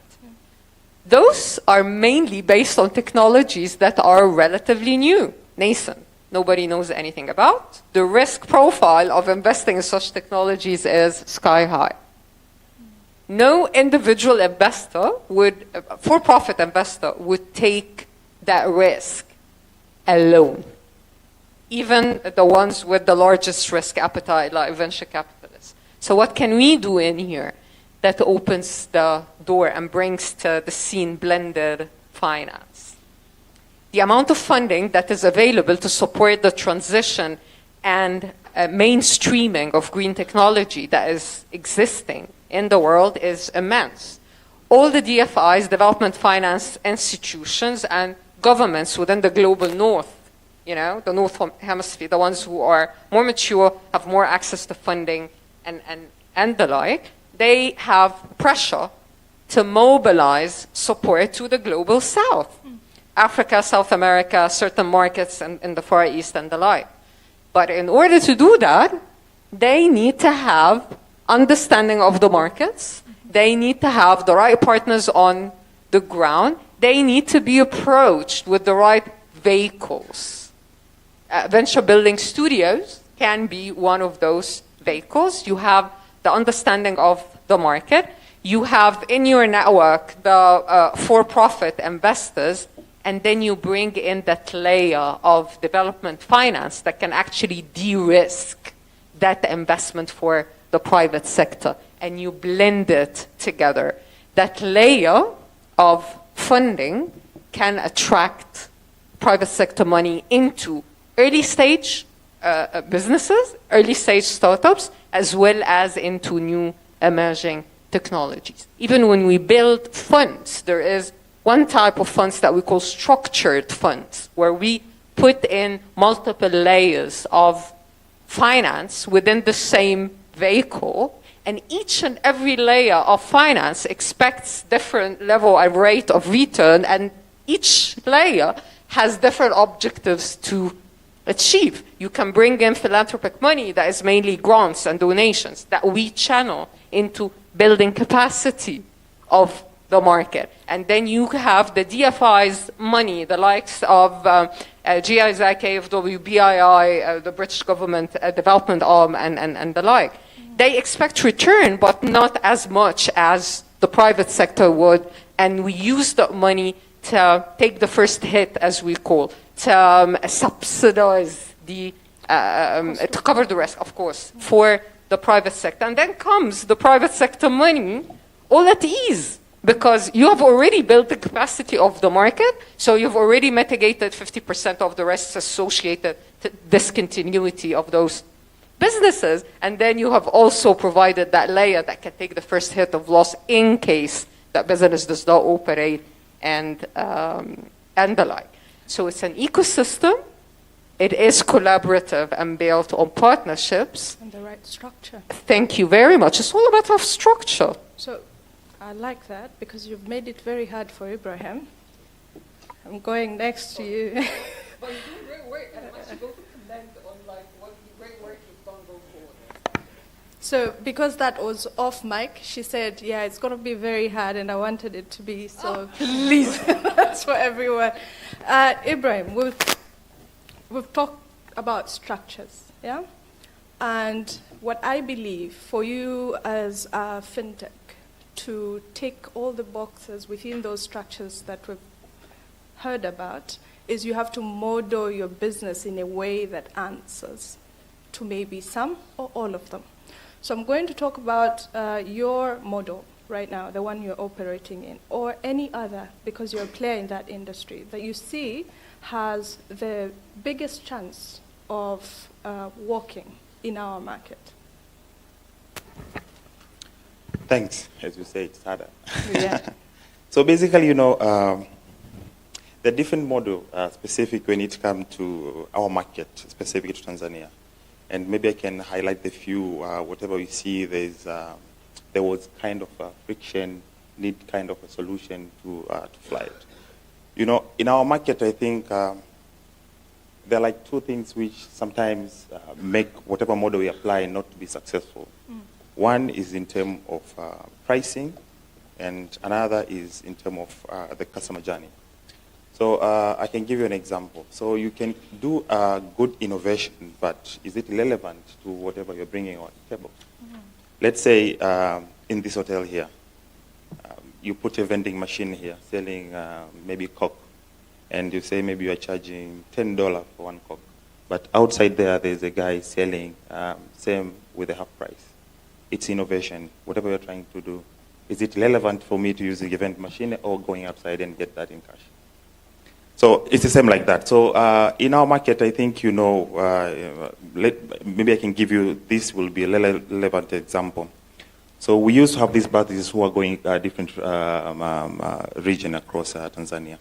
There was existing model whereby you have the bus owner. After the bus owner, you have a middleman who are issuing the ticket, then there's a customer. So there's a company called OTAP. We went and partnered with them.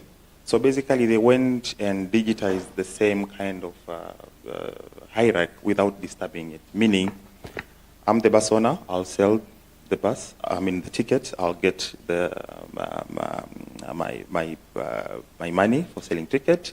Then there's the middleman who will be getting his pay real time. Then there's a customer who will get the push.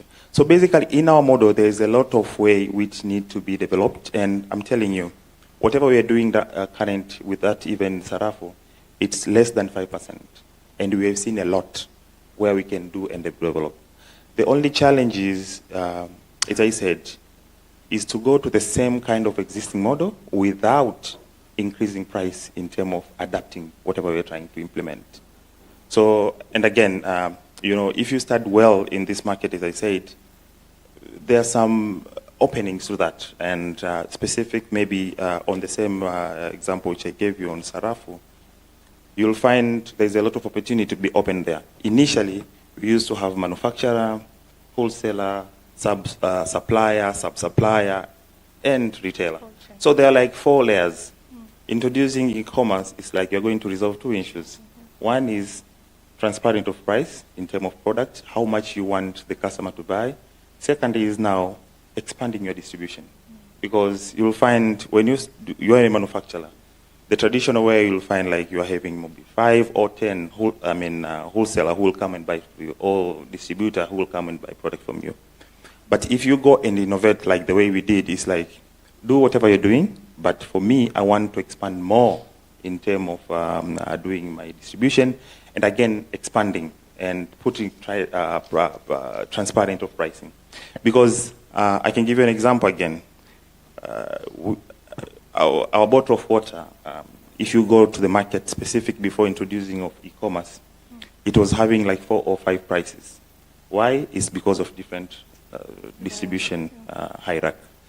By introducing Sarafu, it's like now you are removing all layers and remaining from manufacturer, wholesaler to retailer. Then you're giving more revenue to wholesaler and you are giving more revenue to retailer, and again you are controlling the price of the product on end. And of which, as I said, we started with our own product selling as Bakresa Group, but now if you go to an app with the e-commerce, over 75% of the product they are non-Azam, of which they are our competitors. So basically, again, on the same segment, there's a lot to do. Specific to Tanzania, you know, we have done a lot in terms of mobile money. I can say maybe mobile money on payment aspects. So over 80% of transactions, they're still in cash. Why? Why? I think there are only 2 reasons to that. The main one is the costs, of which maybe I can elaborate more on the cost. So we are selling flour. 25 kg of the flour, the margin for the wholesaler is less than 0.5%. if you go now to any kind of mobile money and say, I want a collection account, they'll give you between 3 to 5%. Then is there a reason for me to open a collection account and move digital payment just because I want to show people I'm doing that? While my margin itself for one bag of flour, %. So bottom line, there's a lot we can do that, but whatever it has to come in costs. That's what I can say.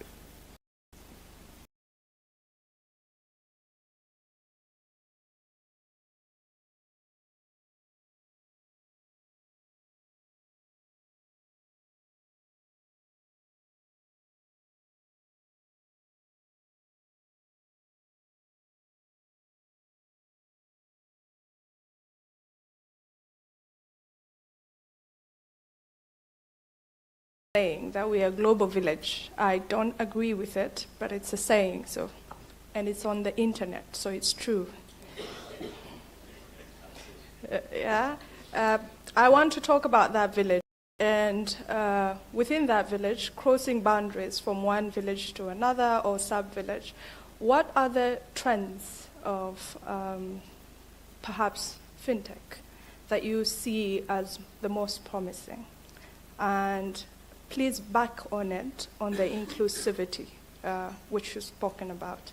Because again, it's my belief that our village is next to another village. And I was telling my friends a joke that if you want to know the difference between social context, go and speak Swahili to a Ugandan.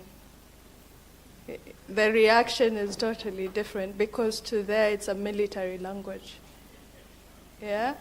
And so in Zanzibar, it's a love language.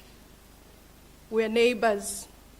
Yeah, you can take a bus going there. That's how different this village is. And so just to put that in context, in terms of inclusivity, but matching to context, I think the other panel spoke about that. Designing and building, but building the right way, in a way that recognizes cross cultures, in a way that recognizes context in different environments. So please tell us. Yeah, sure. Thank you, Kai. So I'll start with the partnerships as a trend. Right? So if you look initially, most of the partnerships were between mobile network operators and banks. You know, and we have case studies of this. For instance, you look at one of our neighboring ecosystems in Kenya. You know, they're doing really well in terms of all the indicators. You know, much better than us. And an example of this was Mshwari. Mshwari was a partnership between Safaricom and then CBA. You know, which was really, really good. But you look at them; both of them were giants in their own spaces. But what I find really encouraging is the fact that the conversation is starting to shift a little bit and to refocus. For instance, we are starting to see banks partnering directly with fintechs. And we've got one of our very own here in Tanzania, Nala, an Equity Bank. So you can see that, you know, the fintechs are now starting to break into that space themselves.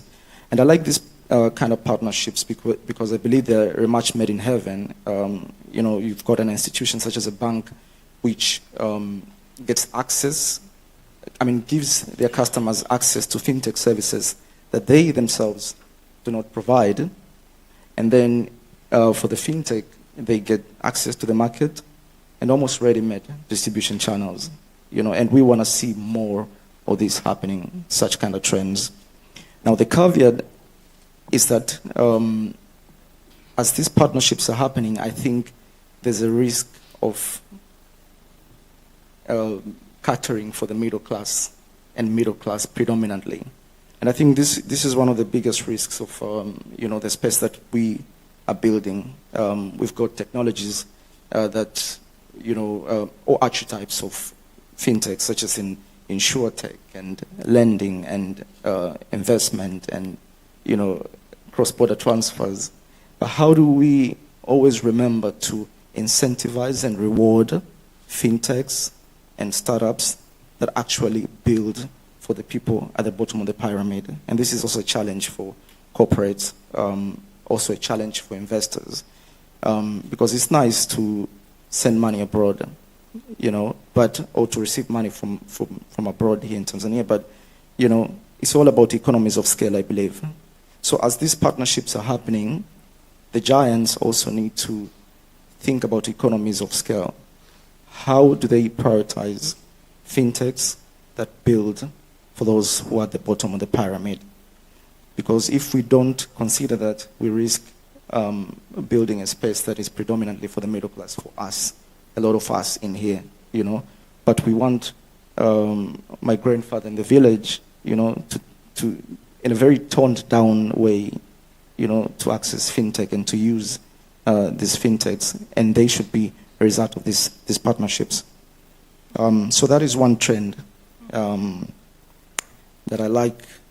I like what I see, and I encourage the giants in terms of telcos and banks to keep tapping into that space. Because one thing for sure is that banks and telcos, especially banks, will not beat startups at being startups. Because what startups do better than anyone is they build fast, they test fast, they pivot even faster.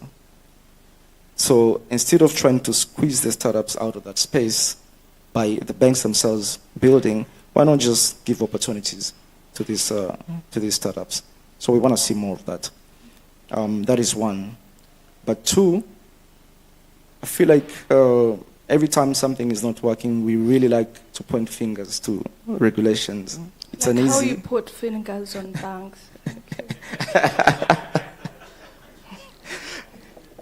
I applauded banks. They're doing really well. Nothing against bankers. Eh? I feel like it's an easy finger to point to regulations.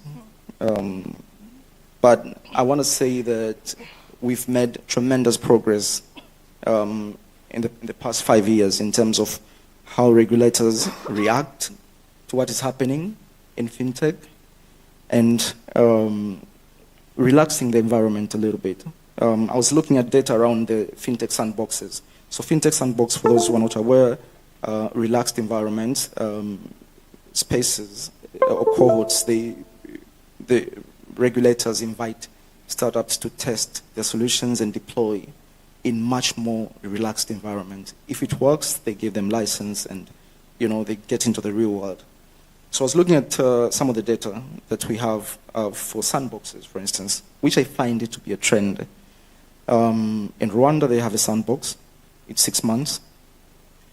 In Tanzania, we just started to implement one, and we launched one last year, BOT, kudos, 9 months. In Kenya, it's 12 months. So you see the duration is mostly between 6 and 12 months. This is not a question for me to answer. Is it enough? It's a trend. Is it enough? That duration, is it enough to co-design and to build inclusively? I'm sure there are founders here, and the next panel will be the founders. Maybe they can give us more insights on this. So this is also seen to be a trend, but I encourage regulators as well to think inclusively, because if we want the fintechs that we onboard into these sandboxes to be inclusive, we got to give them time to actually go to the ground and test with the people and talk to the people. So we can hear from the founders maybe, and they can tell us if they think the amount of time given is enough. Okay.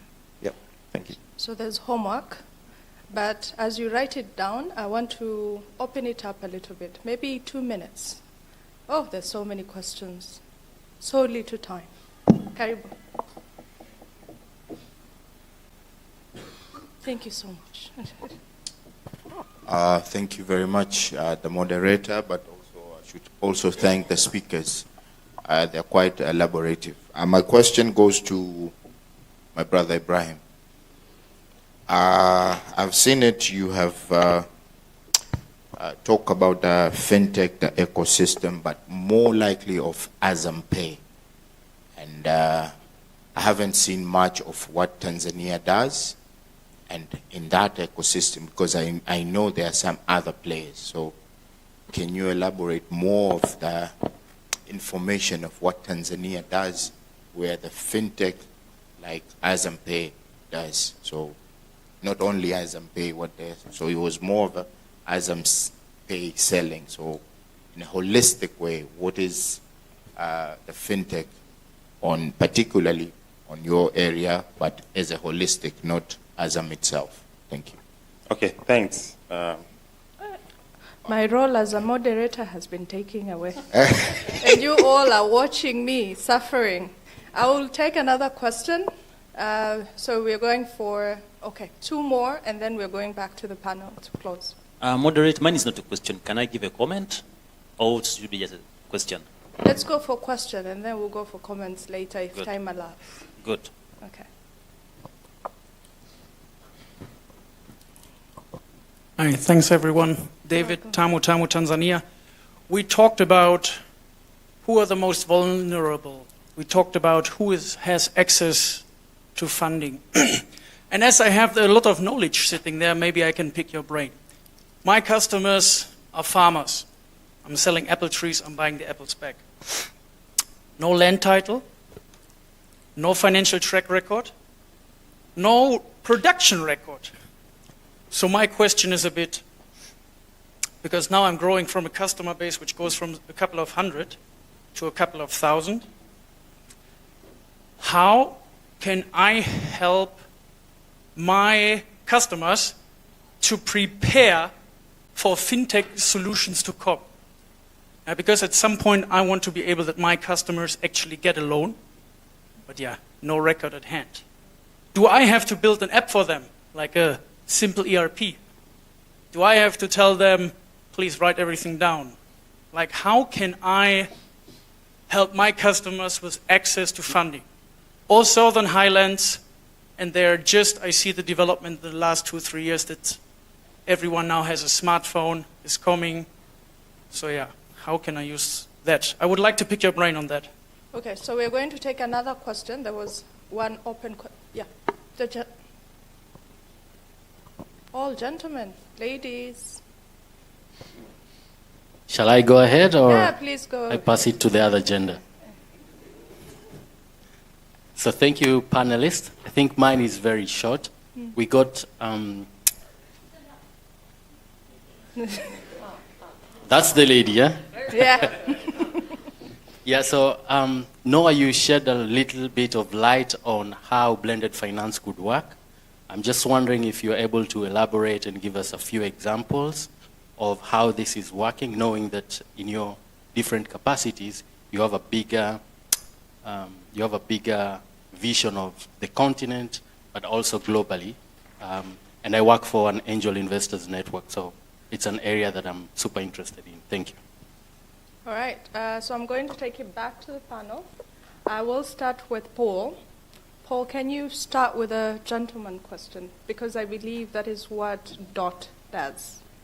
And so if any of you want to serve him, that will be after he has claimed his serving.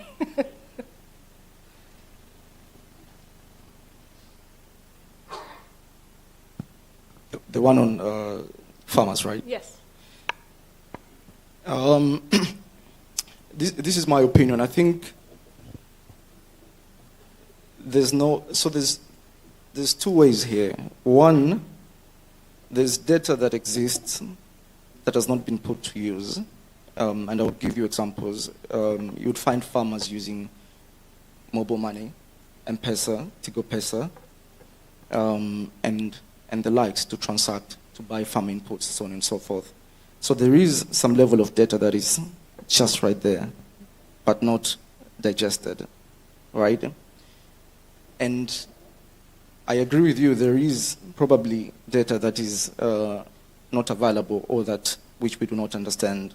So I will start with the first one, for the data that is available, that has not been utilized. We like these big terms, AI, so on and so forth, but how do we put it to use? How do we put it to use?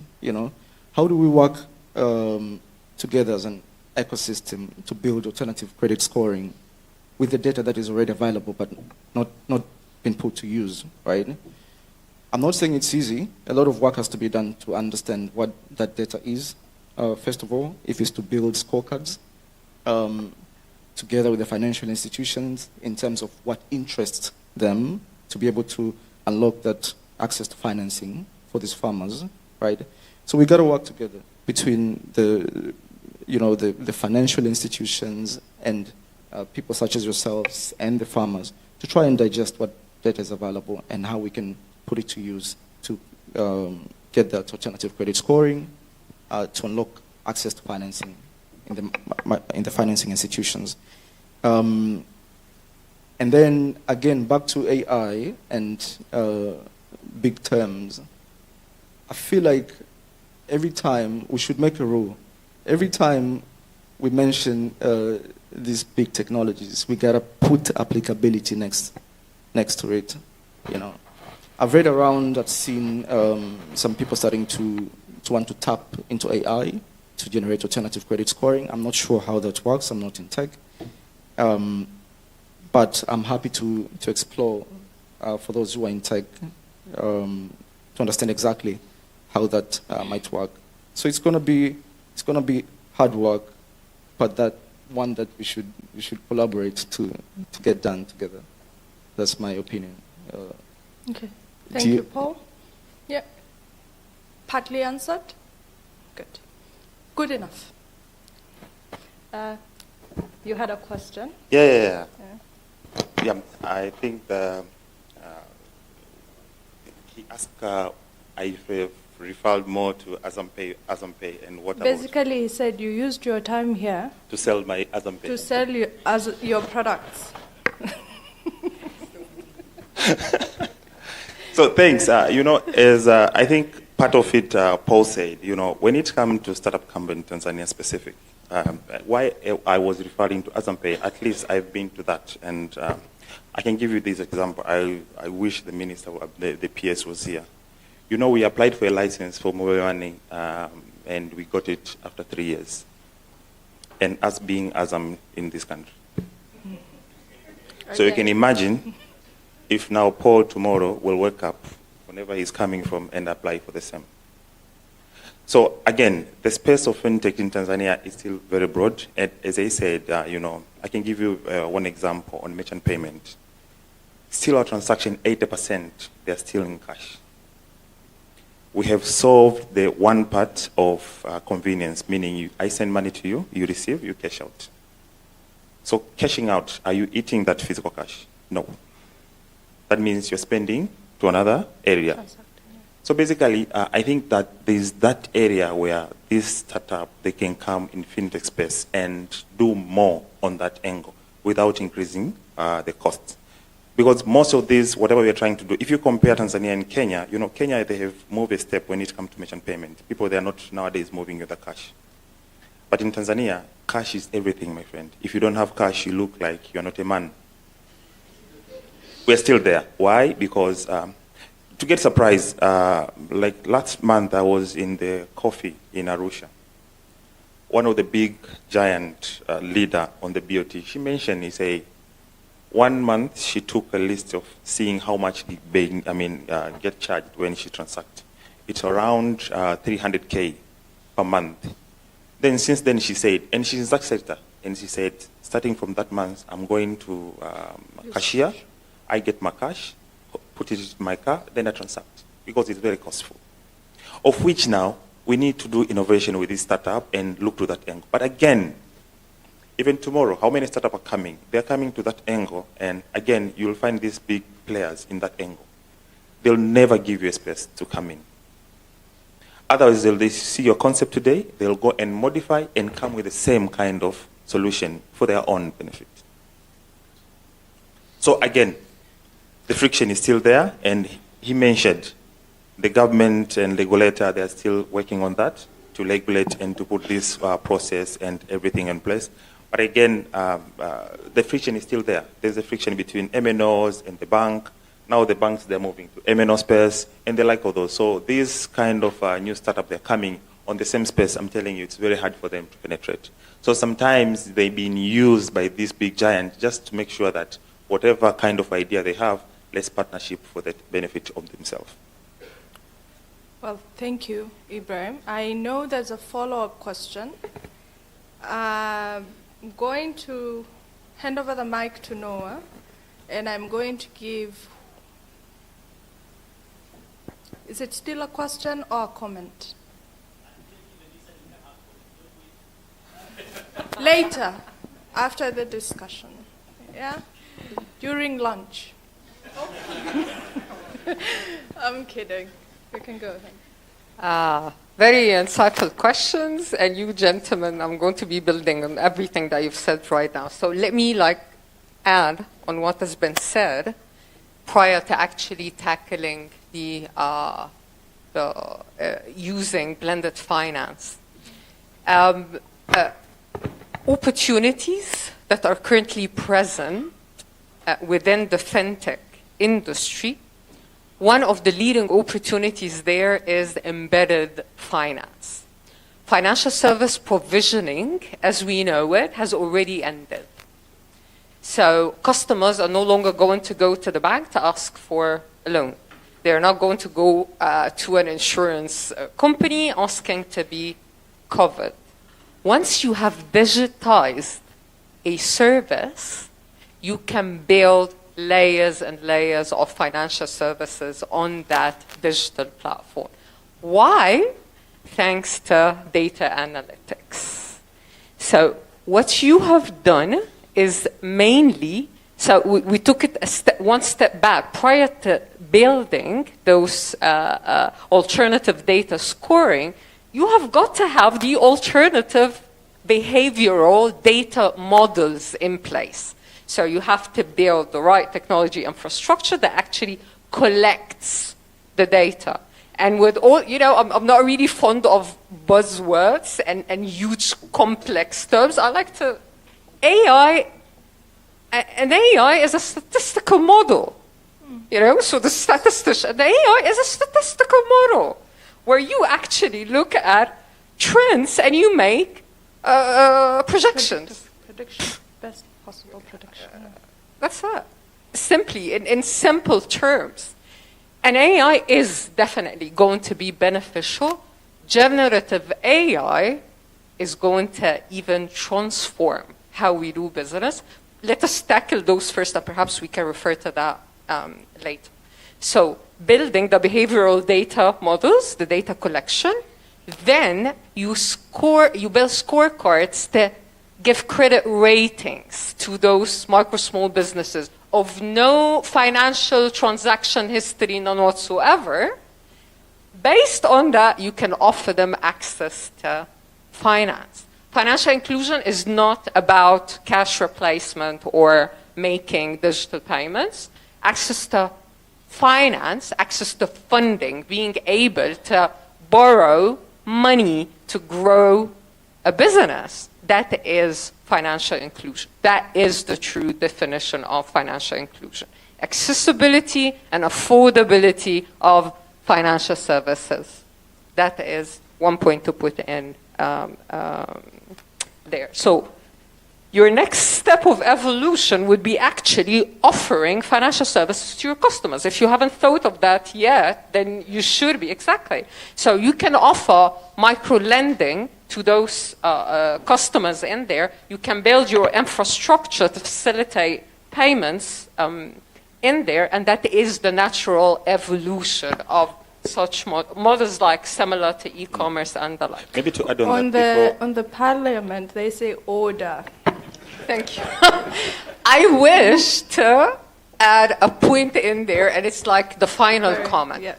When we spoke about building ecosystems and the role of the government to put together regulations and policies and the like, that's infrastructure. What is also infrastructure is having the technology infrastructure that can facilitate services like financial service offering digitally. We face the same problem in Egypt, and we attended to it back in 2018, working with the technology development arm for the government. We built a local a payment system, a national payment system, MPS.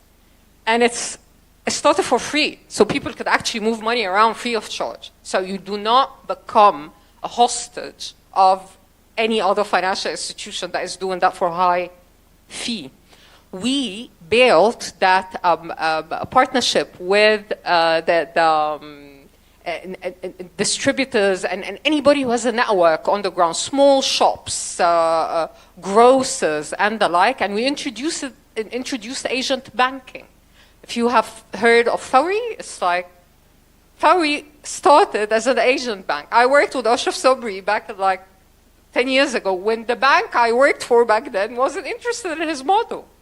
And I was like, people, you are operating in an economy. Back then, it was like 80% financial exclusion, you know? So you build an agent network, and that's the transition phase between a completely cash-dependent economy to a cashless economy, and invest in the infrastructure, building that local payment network that makes it feasible to people to actually move cash digitally without having to worry about those. So that is the comment. Your answer is very quick, straightforward. Impact funds. So we build impact funds that has objectives aside than profits, and we have plenty of those operating around Africa that tackles social objectives, that tackles environmental objectives in there. So you'd find one's focus on women involvement in the economy, you'd find one's focus on green technology and anything that is related to the environment. So impact funds is like the short answer. Happy to discuss over lunch or provide more details. Thanks. So I'm going to tell you all why I like these discussions. In the beginning, I asked you for 45 minutes. We are way past them. And it's a good sign. These discussions are continuing. We were told before, this is a family gathering. And I'm going to play the role of an auntie who says, for now, we will go back to allow the next panel to come in. But please, let's continue these discussions, because there's no growth, hatutakuwa, if we don't have these discussions. Thank you so much.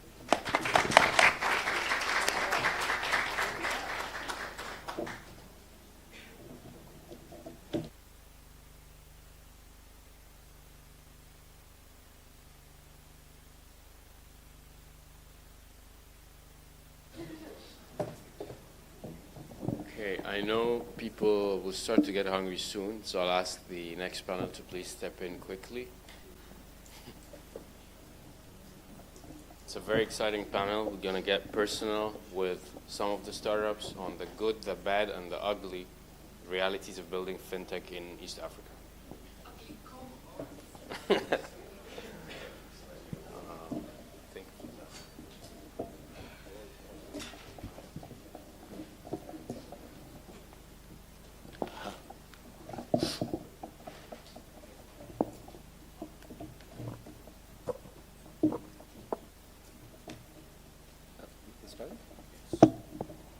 Good afternoon. So Auntie has left the stage. So, no, not uncle. You have your, you know that grandfather, the one that has no filters. Oh, he doesn't want to sit next to me. That's the... Aha. So they put the favorite granddaughter next to me. So I can't be too evil. So, karibuni sana. Assalamu alaikum. But firstly, before we start our panel, I think you would have noticed that there were supposed to be 4 panelists. So help me give a round of applause to our other panelist who's invisible over there. Emmanuel could not join us because he brought into the world a new product, a baby. Well, in his case, His wife did most of the work. He was just the angel investor. Exactly. He was just the angel investor and merely the facilitator. But soon he will realize he's going to be the major VC and chief bad guy in the house. This is a blessing for us in the tech industry because we believe that in the hands of Emmanuel, we're going to have a new digital entrepreneur that is going to be raised and groomed as a second-generation investor in tech, which is, again, like the Honorable PS said and the UNDP person said, is that people, we've talked about fintech, but people, it's us who make this happen. So, quickly, you've seen our panelists, it's there, everybody can read. But quickly, I'll just give you a very quick backdrop of fintech, and we're going to use Tanzania as an example. Historical context is, the year is 1996. I was going off to college. My father gave me 12 American Express checks that were taken from rickshaw. I went to South Africa. My mother gave me $600 in cash, and through my hustles, Bongo Dar es Salaam, I had $1,000 of my own.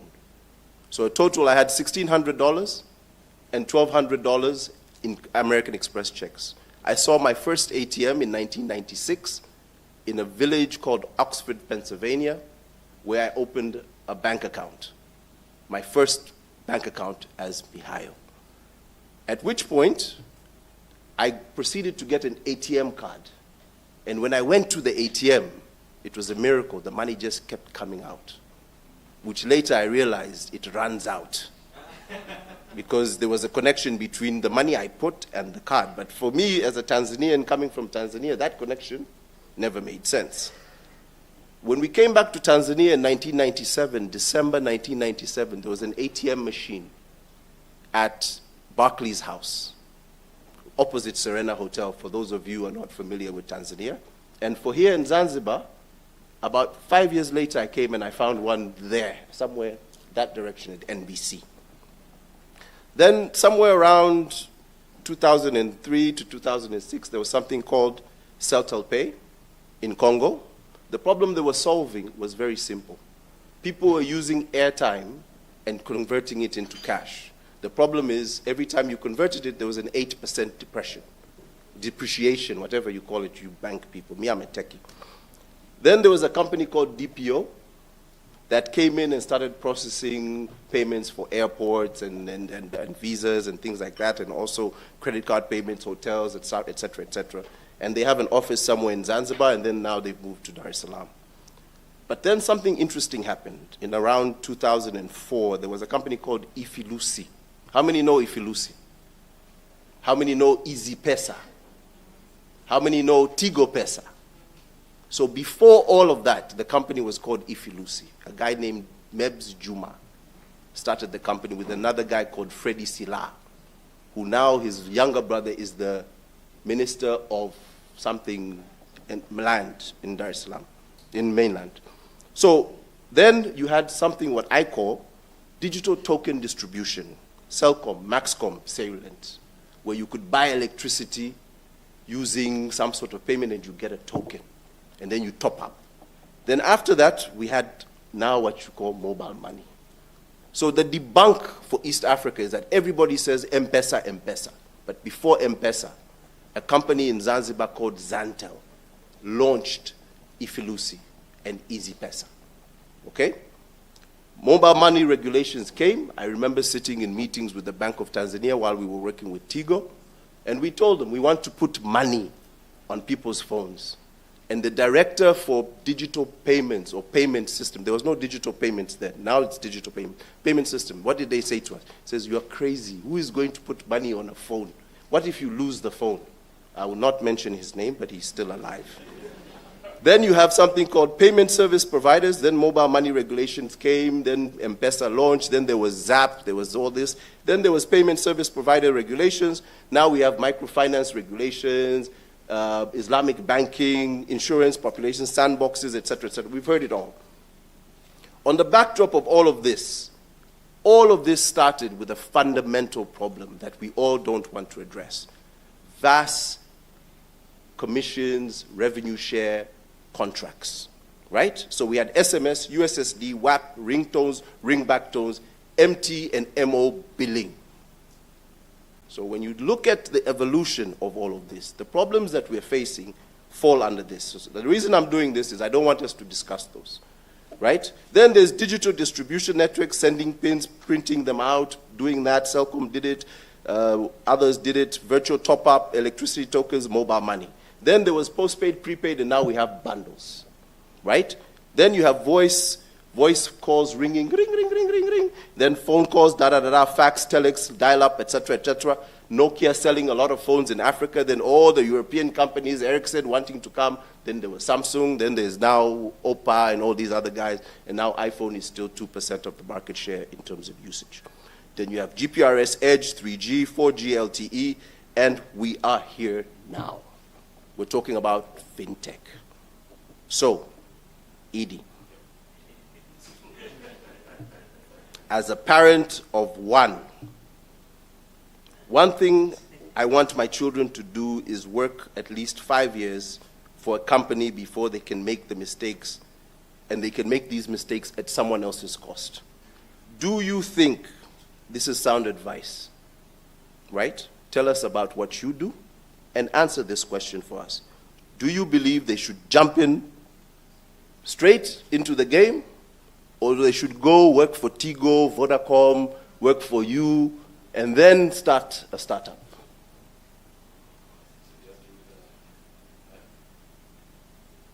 It's on. So, thank you. So you have to choose me first. It doesn't matter where you move. Right. I'm the grandfather. I do what I want. Brilliant. My name is Edie John. I'll present myself as an entrepreneur, innovative person, in love with behavior thinking, in a sense where you could design or produce or help people to develop products that will make sense to the end users, as a consumer myself. Mm-hmm. So I'm a founder of Safari Wallet, which is a travel fintech marketplace with one notion, changing the notion of travel for local Africans, because for over past 5 decades, African tourism has been depending only on the European market, America, and the rest. I'm sorry if that will hurt anyone, but it's actually the truth. So think of the opportunity that lays in Africa. Mm-hmm. You know, over 60 million middle-class Africans could actually afford to travel within Africa, yes, but we were not doing much. So it means that we left that market thinking we know everything, mm-hmm, but we could actually change that today. So how are we doing that? Basically, it's simple. We're trying to build up a culture of travel for local Africans and a culture of adoption for those who offer service to also accept locals. Because there's one thing service providers will say, wa Tanzania, wa Africa, hawana pesa. We are going for Mzungu. Tanzanians and Africans don't have money.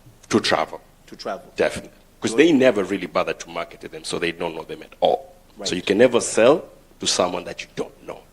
Okay. So we are coming in to help them to know them. And ideally, since the Tanzanian is scared to buy a safari or an experience, whenever they knock a door to a service provider, they'll be like, $1,000. I'd rather buy a shamba. I'm not traveling, I'm not paying because I don't have a culture of saving, so I know I have to pay everything at once. I'll invest in your business. I believe in your business. Thank you. My question to you. Go ahead. What advice would you give your child? So this is a critical, and it's actually, it's a very question, right? It's a very great question. For me, what I'm doing today to my 4-year-old daughter, mm-hmm, is actually not looking into her academic, growth, but rather how confident she is navigating around the environment that we are living in today. So I will not look into grades, but rather she knows if you take A, wired it with B, you are definitely going to get C. Or if I fail, I can do 2 times, 3 times and get an answer. Meaning what? I will not tell my daughter to go to Tigo, mm-hmm, so they can learn how to develop something and go out, but rather help her to start. If I am available to help her, or she'll be able to navigate it on by herself, mm-hmm, she should make it without going anywhere else. But you, as an African father, yeah, are willing to take your money and put it in her business, yes, and let it fail. Definitely. So you're a new generation African father.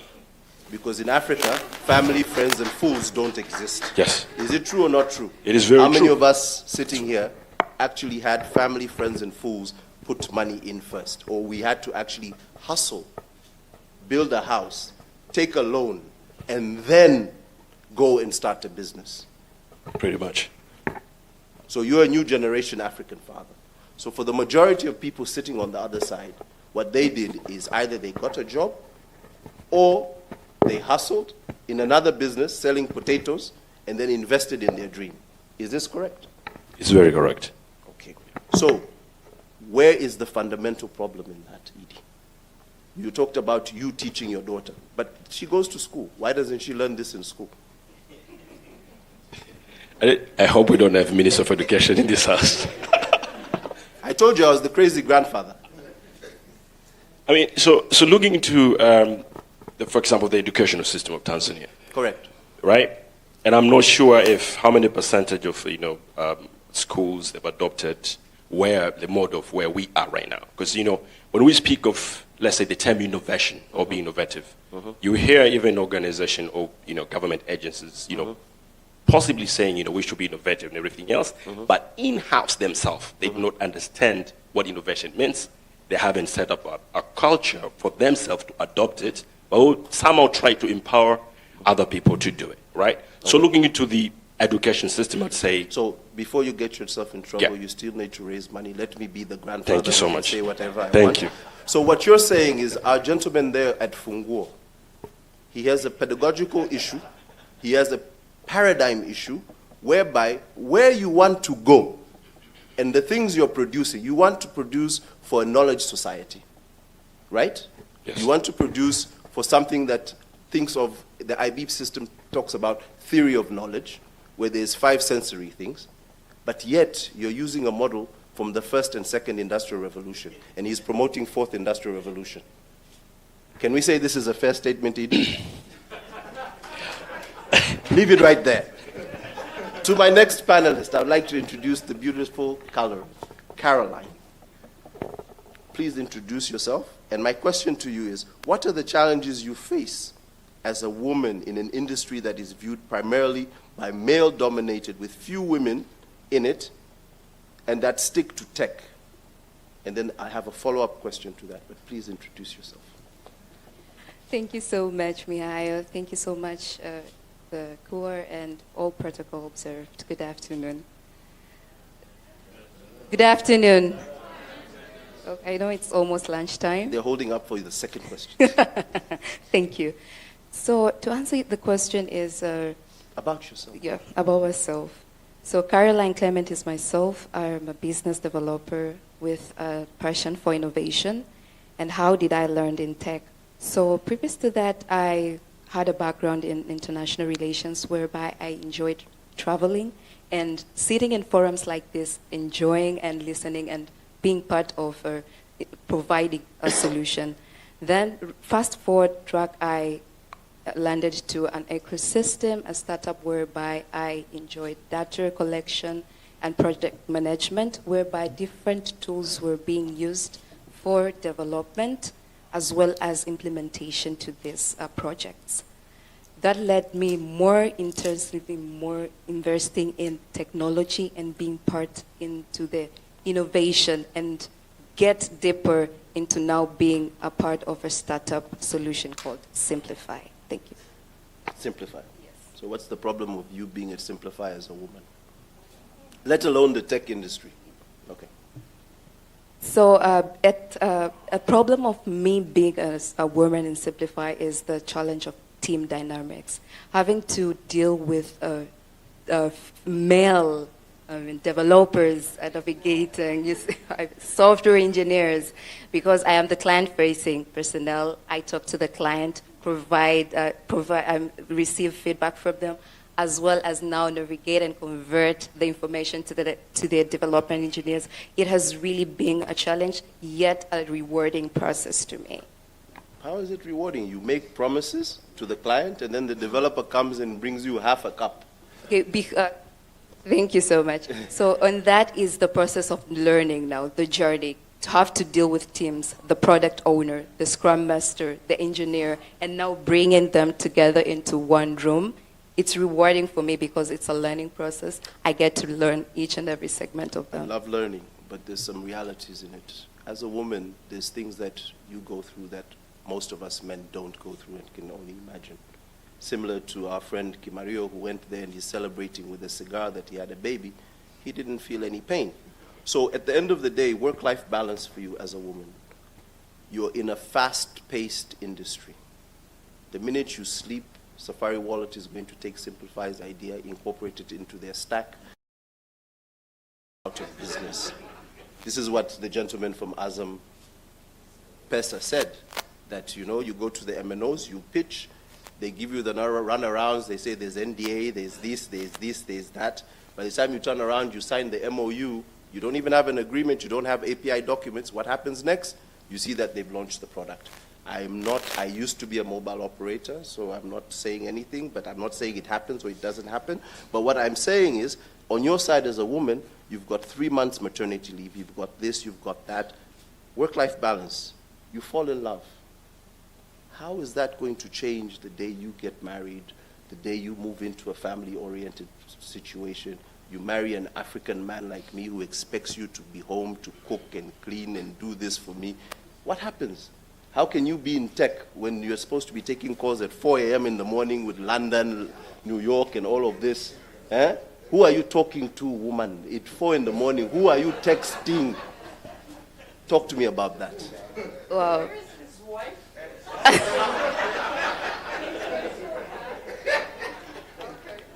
She's also my business partner. Thank you so much. I think the room is getting hotter here. So in regards to work-life balance, I believe in the tech industry we have systems. We develop systems that work for us, you see. So with me being in the startup, we have systems whereby they navigate around different teams. That's the first. So I don't have to be there. So we have things like IVR, whereby a call center you navigated and listened to until the problem is solved till the end. So number one is the system that work for me. Number two is the team collaboration that we have, especially in the tech industry, whereby each department recognize the work of the other.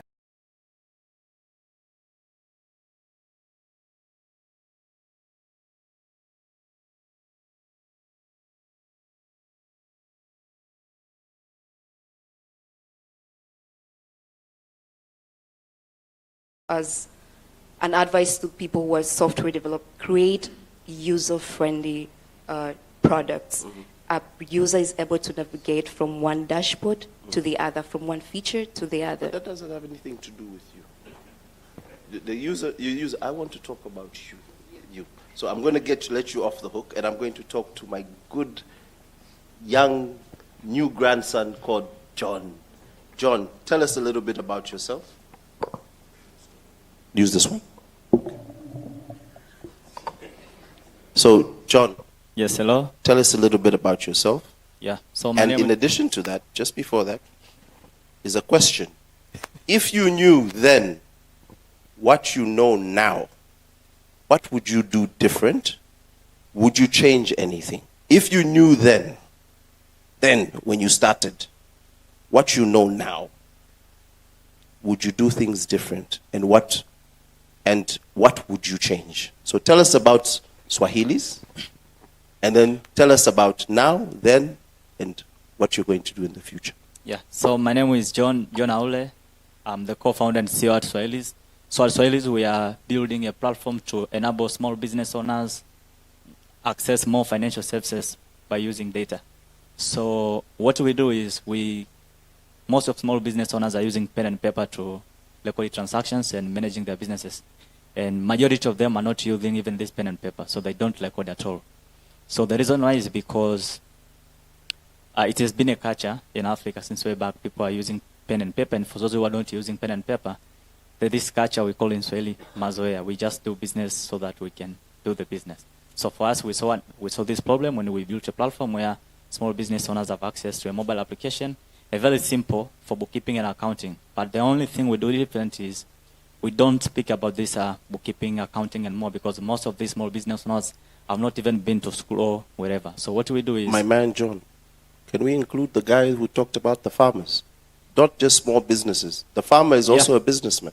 Yeah, or yeah, businesswoman? Sure. Yeah, sure. Okay. So it's all small business owners. So I was saying that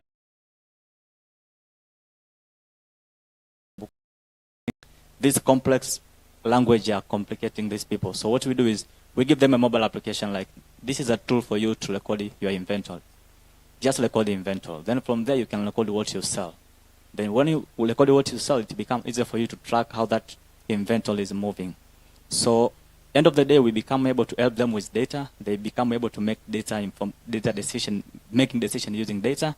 And on the other side, that's where we use this opportunity to embed the financial services. Because if we see you are buying from certain So before you give Azampesa your whole business model, just so that they don't steal it from you and then you say they did, okay? Yes. So tell me, if you knew then what you know now, what you know today, after this meeting, everything you considered, what would you do different?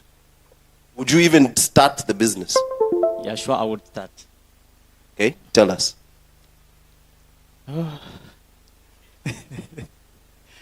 How many mistakes did you make? How many mistakes could you have avoided with the knowledge that you have today? Yeah, so I think at first we were very energetic and we were trying to do a lot of things without really considering or listening to our customers.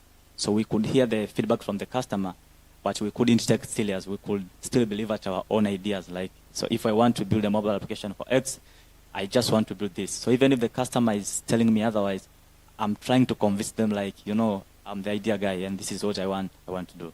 That was number one. And I think the other thing I would do different, it will be on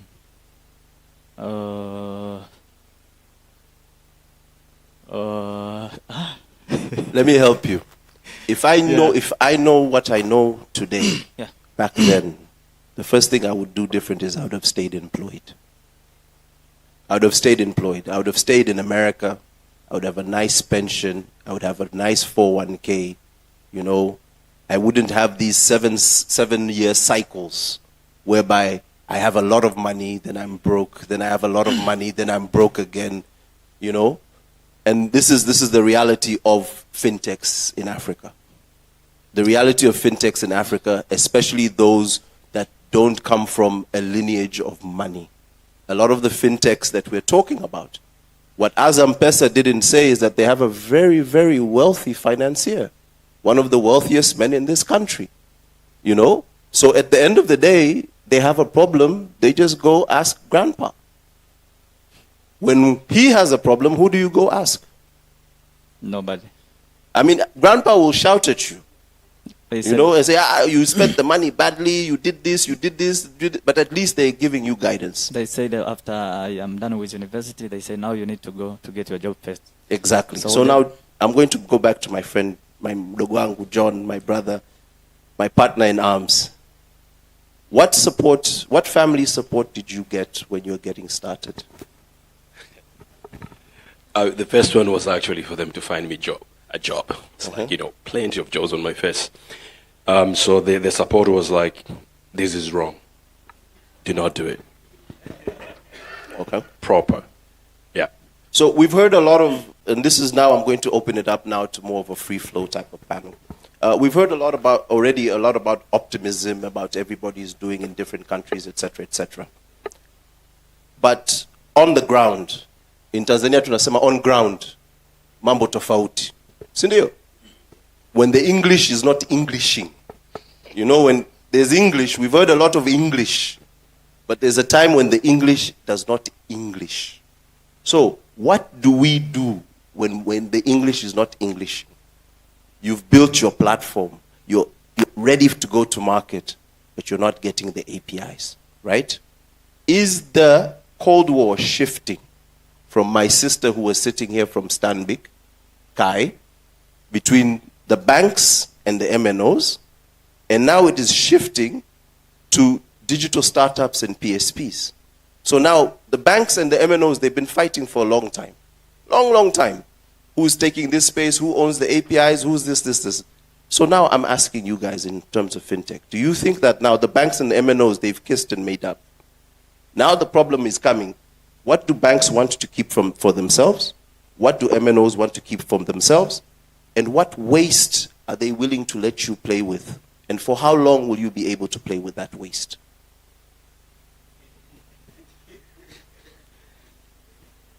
So I think you mentioned before that since way back, banks and MNOs have been in quite a number of. So I think at the moment, this is a challenge we were facing back in the days, even at the moment. One of the challenges as startup or founders of fintech we are facing is you have an idea, maybe you want to go to ZPesa. So you look at them as partners. This is something we want to partner with these people. But for them, it's different. The first thing they are trying to look is, can these people not disrupt us or do anything that can harm us? So you want to partner with somebody, but how they look at you is, we need to be sure if these people, there's nothing they can do that can compete with us or whatever. That's number one, and it has become a very challenging for us. If you're looking for APIs or whatever, it's been a challenge. So I think banks at the moment, mobile money companies are becoming so huge in most areas. So I think even banks are not aware, have not yet figured out of where they should be able to play, or so they still struggle like founders like us. So I'm going to ask you, Carolyn, a very simple question. You work with people's taxes. You want us to pay taxes. Simplify basically automates your EFD machine. So you, if you're a business, you're a small business, you go, you give us your platform, whatever we sell, it generates an EFD. That way TRA, ZRA gets its money. Beautiful, right? I'm sure Zaya and everyone would love to work with you. How easy is it to talk to the commissioner of tax and explain to them that you, this a small girl that just finished a school, that you took public relations, and you're going to come and tell me the future of tax? You. Take us through that journey. Yeah, thank you. So we are discussing the ugly, the bad, and the good. So it wasn't easy, and it isn't not yet easy, because even navigating us now as an approved online vendor for VFD platform was a journey. First of all, the implementation of EFD started in 2010, then e-filing began on 2020 during COVID. That's where we learned to us now providing the platform for EFD, whereby it allowed the integration between the EFDMs and our API. First of all, getting the API wasn't easy, because we had to go through various systems, various structure, go today, go tomorrow, till finally then they opened the pool for APIs integration, whereby a lot of people got the API, yet the problem wasn't solved, whereby previously they wanted to solve 4 main problems. First of all, they wanted to solve the problem of VAT collection. Secondly, they wanted to solve the problem of e-filing. Thirdly, they wanted to solve the problem of invoicing and sales transaction for business owners. Then fourthly, they wanted to manage the taxpayer business transaction and management. That's why they led to the e-filing system. But what they were missing is and still yet a problem, is they put that solution into a device. You see, that's why we now come in with a solution whereby instead of using a device, let's move to a paperless society. Let's incrementalize all the solution into one platform, simplify, whereby it solves the problem of VFD, VAT returns collection, insurance, and all your financial transactions are kept into one. So you've done all this work? Yes. It took you how many years? It took us 3 good years. 3 good years, a lot of pain, tears, blood, and suffering. Exactly. Are you willing to share that with Azam? Okay. After all those 3 years, are you doing this and saying, no, this is ours? But you know, are you willing to share those open APIs with Swahilis? Is it that simple for you? Good question. For us to live here, we are approved, so we are allowed to outsource the API keys to other service providers. As a service? Yes. But that's not what I'm asking. I'm asking for open APIs. The same thing you're asking the mobile operators to do, Because remember, it took the mobile operators over 30 years to build a customer base. They built towers, they had trucks, they put fuel, they created a customer base, there was marketing budget. The same 3 years that you spent, they spent 30 years. Today you're asking them, here, let me touch your child. Let me talk to your child. Is it that easy for me to come to you and say, give me an API? Thank you so much.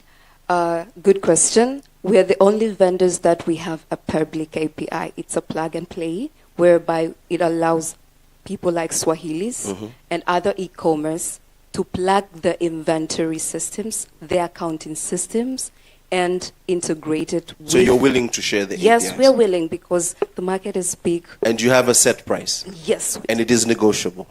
Kabisa. So you are on the right attitude. So, Edie, I'm here. Tell us about your most painful fall. Because I know you've fallen, my brother. I know you've broken a few bones. Tell us about your most painful fall. Right. The first one that I'll put is, number one, we came in very early. Like, it was before the time that everything, then it's something like Safari Wallet should have been there. So it was founded 2014. We started going out 2016. We received no's for 3 years from everyone, including service providers in tourism. No. The only thing we managed to do for the 3 years between 2014, 15, and 16 was actually interviewing people. So we talked to about 800 people to validate if what we are doing is right. That's the reason why up to today we are sticking to it. Now, second, when we say we are going out, we say let's go. And by the time we went out to the market, when we were receiving the no's and everything else, that was 2018, 2019, 2020. When COVID came in, to us it was a blessing. I thought it was a dead end because everything stopped for a second. So since they knew us from the knock knock, my name is Safari Wallet, knock knock, we don't want you, knock knock. Next thing was like, hello Safari Wallet, can we have a talk about this? I won't mention the organization. 2020, April, they reached out to us. They say, you know what, we want to validate this. If it works, we'll give you almost $250. You will go out and do it. We sat down.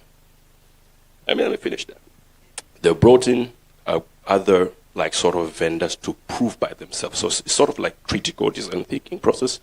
The next thing, we sat in for 9 months from April to November, and they disappeared. It was like, we were like, this is the end.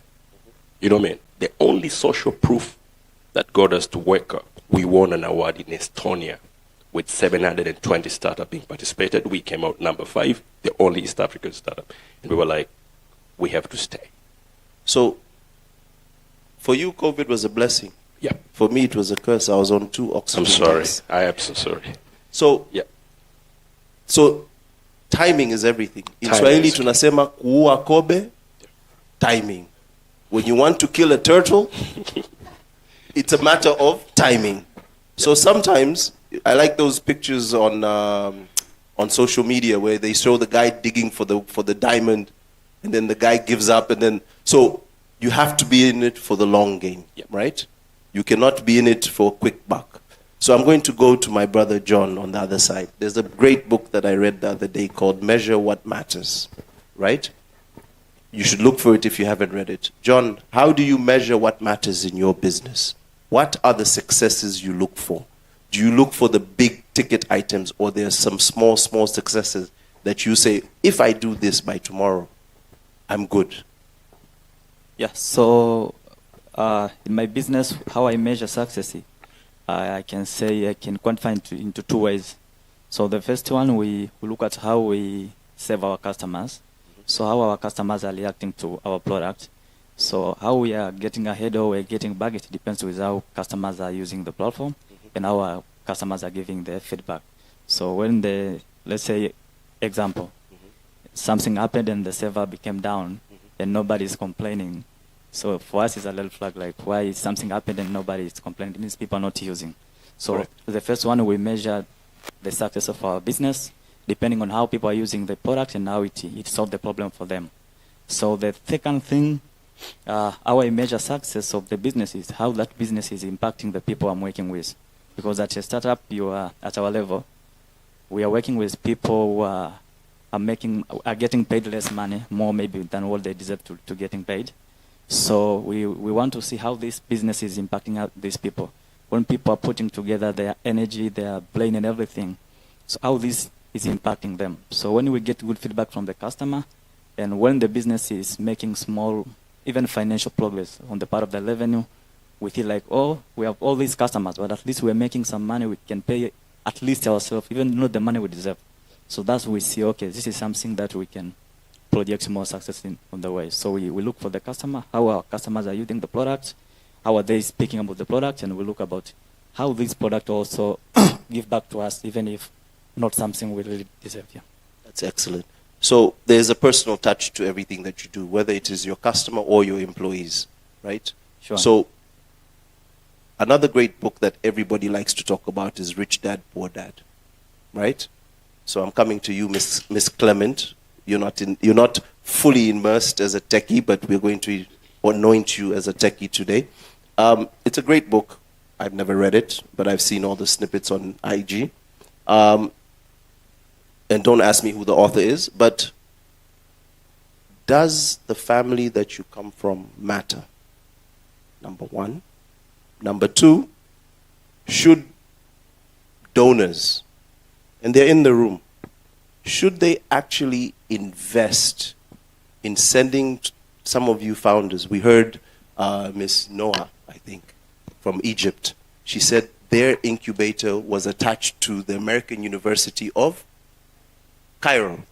And we all know the American University is one of the prestigious schools in the world.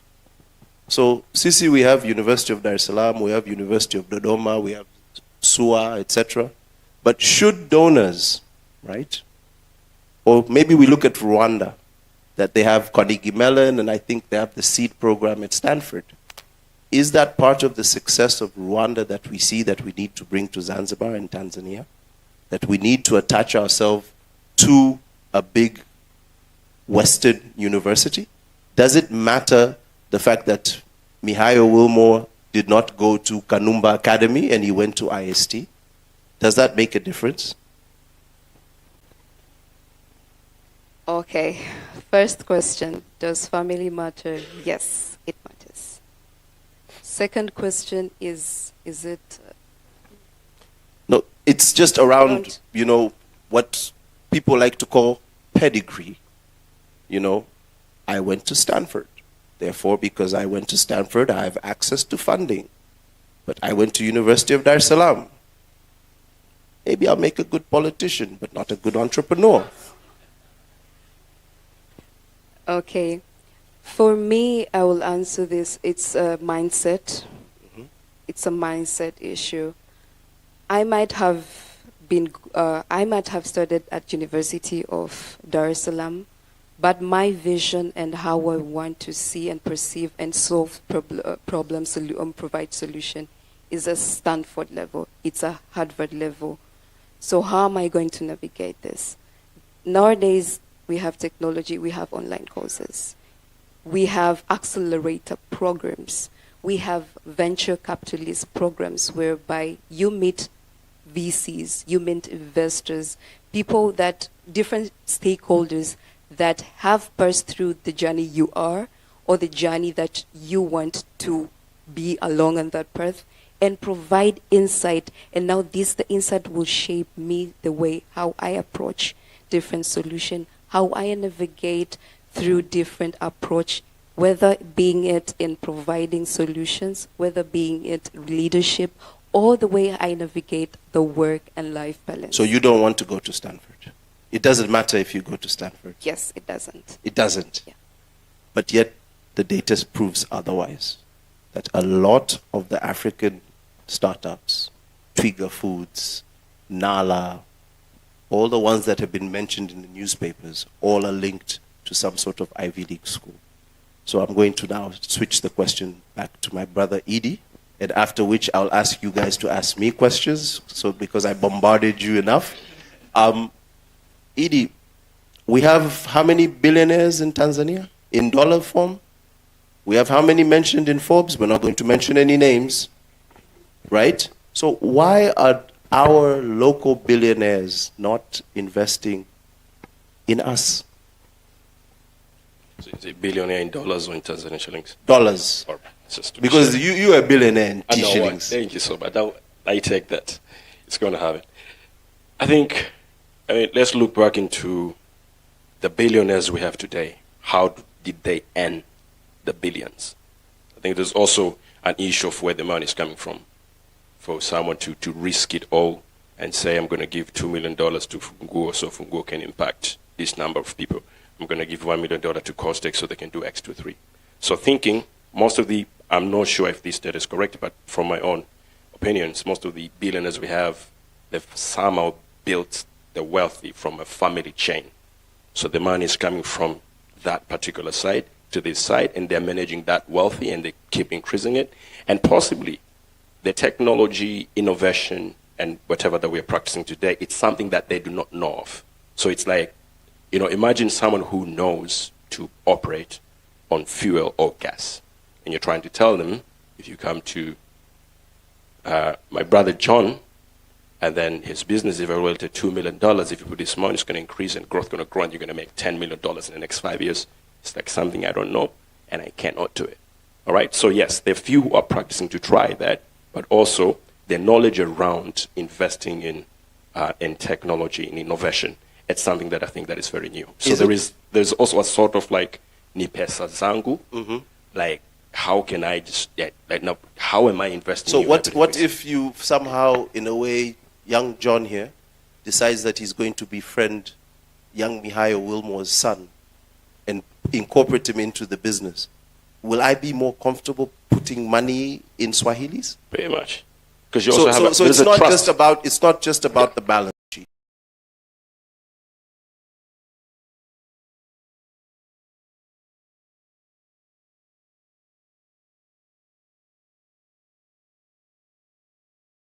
But they will not go out and find something off the books and put their money the way VCs do. I think it's the same, Mihayo, if your father will take you to one of his friends who is a billionaire and say, hey, msikilize mtoto wangu. It's going to happen because there is that connection and a trust. So instead of just speaking about someone investing in trust because we have a backup, our son or our relative is part of this business, it could possibly happen. That's the reason why you see many of successful business in Tanzania. There is that chain of bloodline, or someone knows someone. All right, this is my own knowledge. Yeah. So, is there an opportunity for donors, UNDP, ZEA, and the rest to start some sort of program whereby they look at these wealthy individuals and show them how they need to give back to society? Because the way they give back to society is through the church and through the mosque. Is that a fair statement? It could be a fair statement. Okay. Yeah. I'll leave it there. So, based on that, ladies and gentlemen, I will open up the floor to some questions from the panelists to me. I think one question each. And then after that, I think protocols observed, maybe a few questions from the rest of the team. I have a question for you. I know you do. So my question is, this is not just in fintech, this is an entire startup ecosystem in Tanzania. So funding is one of the most spoken topic, like we like funding and we like funding. It's true, because we have less investors maybe who are committing to invest in our startups. But I think if we track back for the past 10 years, I think in Tanzania we might be able to say we have a lot of organizations that has been giving grants to people to go and do what they ask for the grant to do.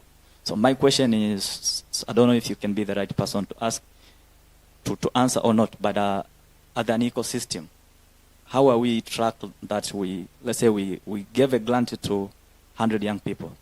So how are we able to track like how would that grant performed? Or we give grant to 100 people and after that we say it's fine. So we go and announce the next cohort.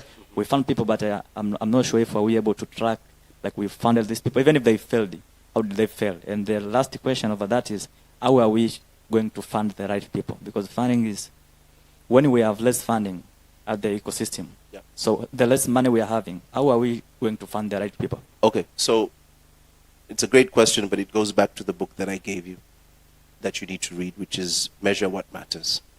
I think what you're measuring is not what the people who created the funding are measuring.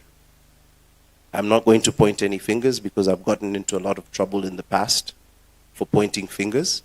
But if you align your business to what a grant or a funder wants, fundamentally you're going to lose your business.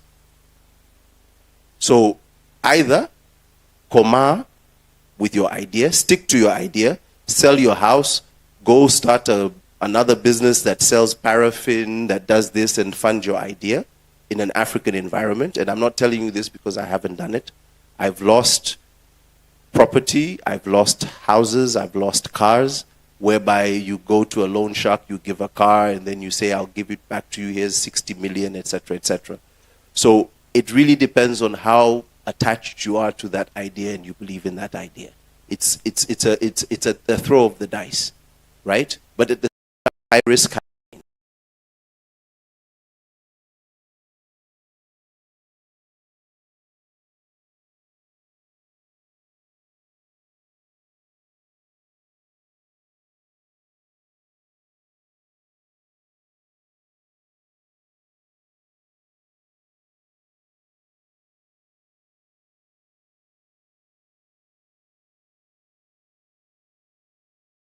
trillion is more than 100% of $0.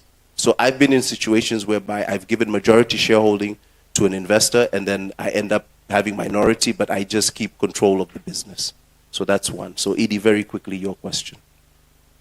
Very quickly. Or if you can skip it. I think I do not have a question, but rather I'll possibly, somebody spoke about, it's either you asked about whether banks and MNOs, they've now joined hands. One thing that I've possibly watched for past, I say, few years, there is a time when you grow, you can't grow anymore. And I think this has already happened to banks, yes. MNOs. They will speak about 3 million, customers. But it's a time where, the collaboration really matters, where instead of Bank X having a war with MNO Z, it's more of like, we don't have to create an account for banks anymore. It's rather like we can transact and everything else. And this is where, we see that opportunity for startups as well to engage or to have that easy access of connectivity, because it's all about transaction as we keep moving forward. It's not about my account is your account, but rather how much money have you transacted today from 3 million other users of MNZX to bank. But the money has been transacted. So I'll put it to you like this. I was in a board meeting in Luxembourg at one time, and the people asked me, how many more SIM cards are you going to sell? Are you going to start selling SIM cards to zebras and wildebeest? Because we don't see the opportunity in Tanzania, especially around data. But today, you have 18 million data subscribers in Tanzania. So the issue is, what is it that you're seeing? Measure what matters. Your question. You have a question? I thought you were going to be nice. Granddaughter. My question is more to startups who are here, or founders or enablers of tech. So we have this notion of we have very amazing ideas and we want to execute them. So can you just provide a comment or feedback on advice whereby how can we navigate on how to execute our amazing ideas? Should we be microwaved? Like, I have this amazing idea, I need to get it into the market tomorrow and be a millionaire the following month. So can you Okay, so the first thing I always tell people, it's a 36-month process. There's no millionaire that is made tomorrow. You want to do that, go find a drug dealer, carry cocaine from Pakistan to Tanzania, and Tanzania to the United States. And it's a very high risk, but either you will come out alive if you're not caught, or you will be caught, and that's the end of it. It's high risk, high gains.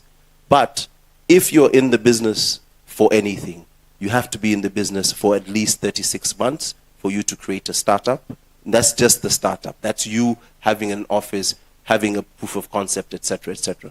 The next step now is the hard step, because everybody gets excited about building the office, logo, you have the office, you have the chairs, you know, you're being called a boss and people coming to your office. The hardest step is once all of that is set up, you've spent your first $50,000 setting up, finding that first customer, proving the concept, and then going through that for another 5 to 7 years. I call it the 7-year itch. Every 7 years, you'll have a brilliant idea. Then you'll have 6 years to build that idea before it makes you $1 million. In between, a lot of us die. We don't talk about the digital startup graveyard. What we talk about is the successes. But I can tell you for sure, this gentleman right here from Funguo, in his career, he can tell you how many babies he's buried, vis-a-vis how many adults he's raised. But the issue is that you might bury 99 babies, but you'll create one president of the United States or one president of the world, and it will all make sense. So ideas are a dime a dozen, right? Everybody has great ideas. The issue is, which idea are you going to cling to and stick with all the way to the dying end? Either it kills you or it makes you famous. That's all that matters. And you're talking to someone, if I take off my shirt, I have a lot of scars. I have a very supportive wife who lets me say whatever I want to say, so don't worry. And she knows I'm crazy, so I'd like to thank you for listening to us. I think we need to go to lunch.